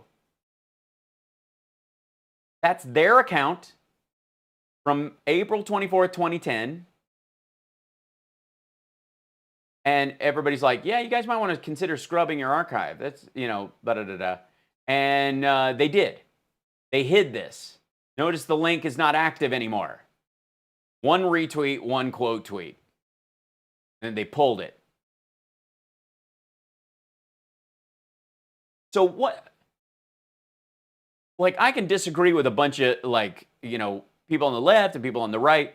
But why is it that Cenk and Taibbi, who are all about shitting on the establishment, we've got to burn it all down and start from scratch, and and Hillary's not just somebody that is too centrist for them, but a villain of the highest order, and they always have in their background, do I run in Lee Camp circles? No, I don't. I used to have a little bit of respect for Lee Camp. I do not anymore. Same kind of issue, because he works at RT. I mean, I don't understand how if you believe what you believe and you care about, progressive or liberal policies, that you let Vladimir Putin pay your rent when he's assassinating people in the street. And I don't get it. When lefties go on RT, it's just friggin' gross. And to stay there, some people were on there for a little while and then went, nah, this is not a good look, and they left. And they went to Free Speech TV or somewhere else. He stayed. It's gross. But the fact that Taibbi and Cenk Uygur both have these weird, hyper kind of Republican, misogynistic shit like in their past that's like off the chain gross. Like, people mature over time, I get it. People say shit in person and hanging out with their buddies that they may grow out of. Women say awful things about men sometimes that they would outgrow over the course of their lives. One would hope, if we're all maturing properly. Yeah, Hartman was on RT for a while.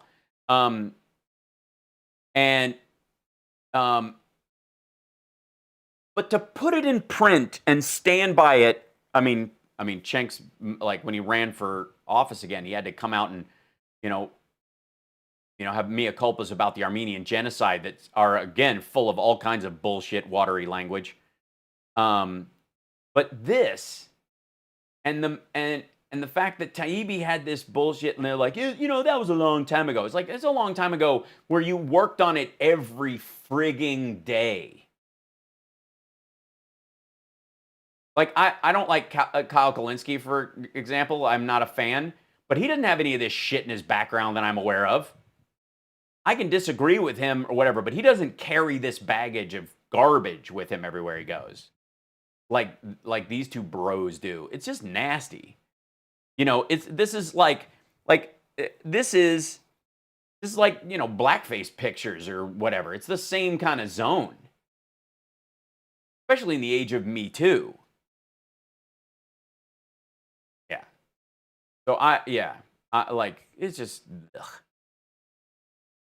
And he does a podcast with Rolling Stone, Taibbi does, that just shits on voting as an idea all the time. Dave Bautista, yeah, I don't doubt he backs him. He's like, to have terrible health insurance, all right? No. Yeah, I mean, we've been through all this nonsense. Let's jump ahead. Women are going to be voting for Trump. And, if Biden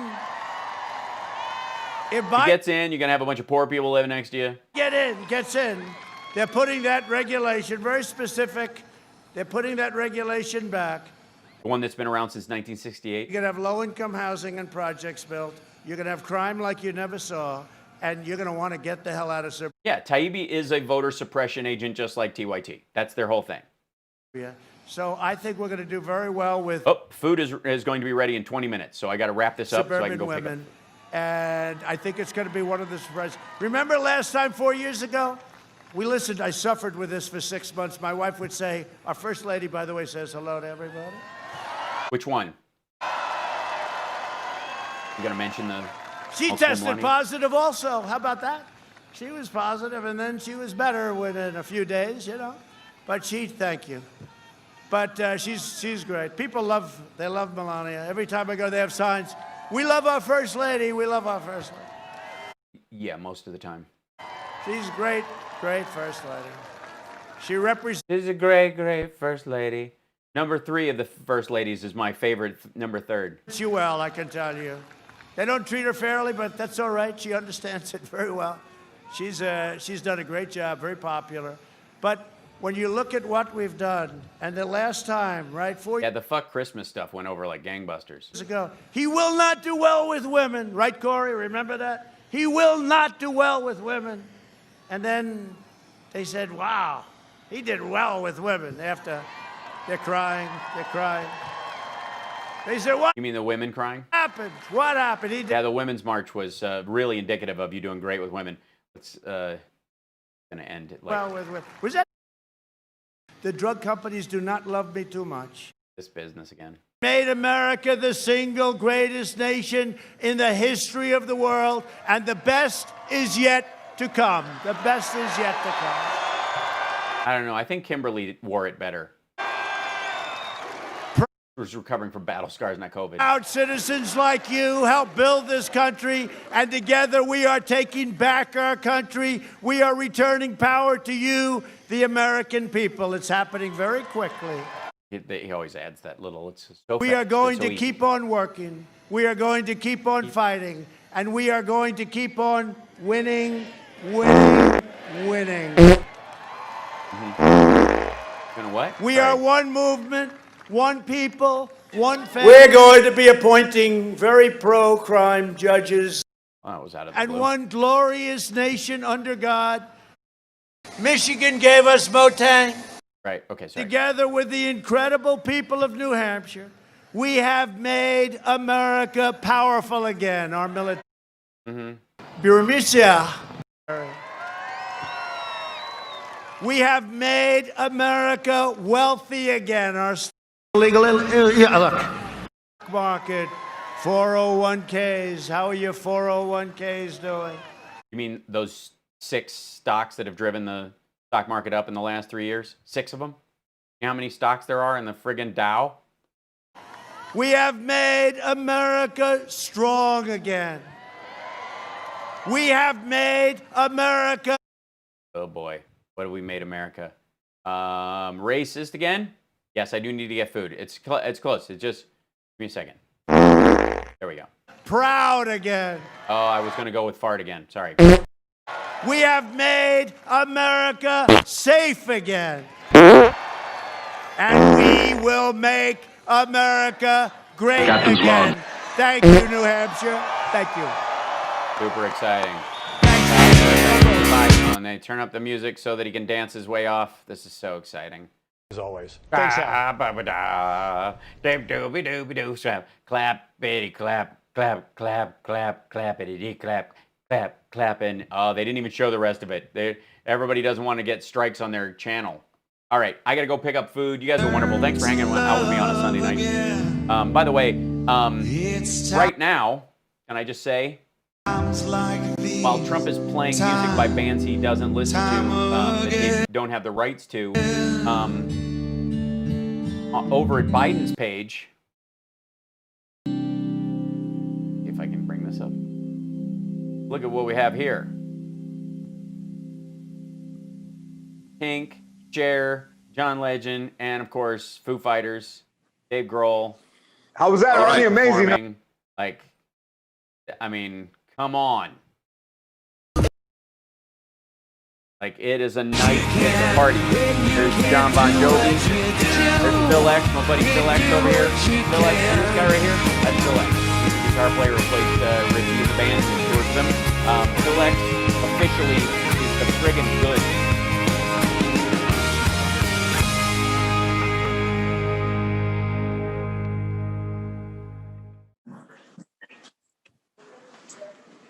George Lopez, Anna Navarro, and so this guy right here. Hold on, let's see. We'll cut back to this. There's John Bon Jovi. Thing. Thanks. I'm gonna scatter off, but I'll show you real quick. Let me play it. 500 more heads succumb to this disease. When we go, I'm gonna get hit with a thing. That's Phil X. On this range, I've got 100.1 fever.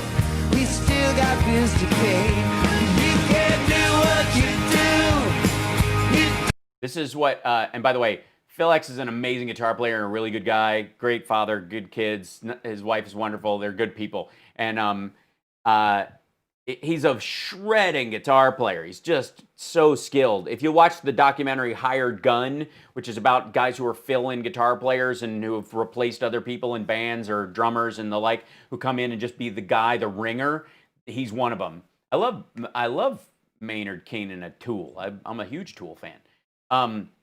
He's a good guy, but this is I think he's wasted in the kind of current John Bon Jovi era, which is what I call him, John Bon Jovi Mellencamp or John Cougar Bon Jovi, depending on John Cougar Jovi, which is what this kind of Americana version of things are. I'm a big, Slippery When Wet fan.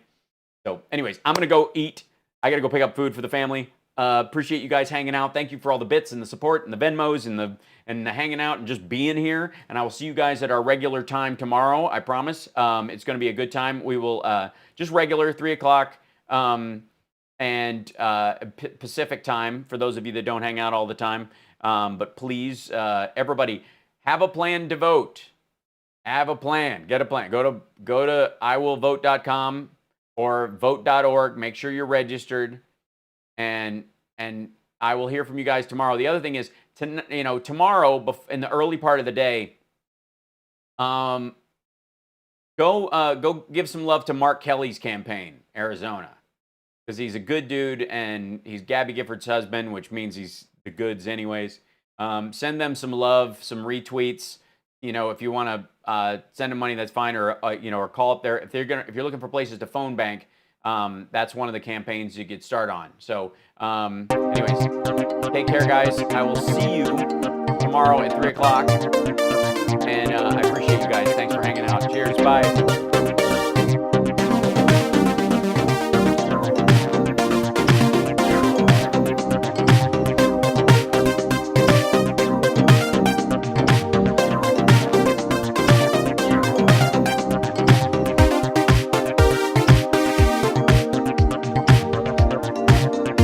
Free health care for illegal. Look. The Burmese executives. So this Burmese, they say, pronounce it Burmese. The company that his son worked for, that's Burmese.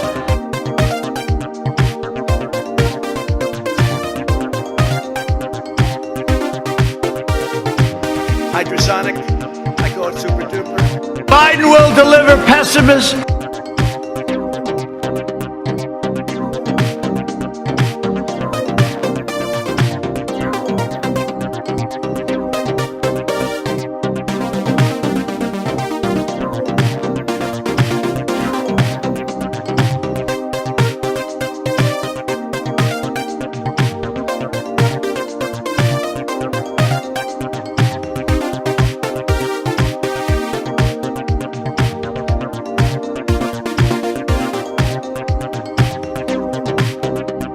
A lot of very bad things are happening in Nicaragua. Captain's log. That's better than a brick because you can't throw a brick, it's too heavy. Yosemites, person, woman, wildlife, refuges. I mean, you look at this, you look at what we do with our wildlife. Person, woman, man. Michigan gave us Motang. You know, this is soup for my family. You're so innocent. This is soup for my family. I had a beat off. I had a beat off.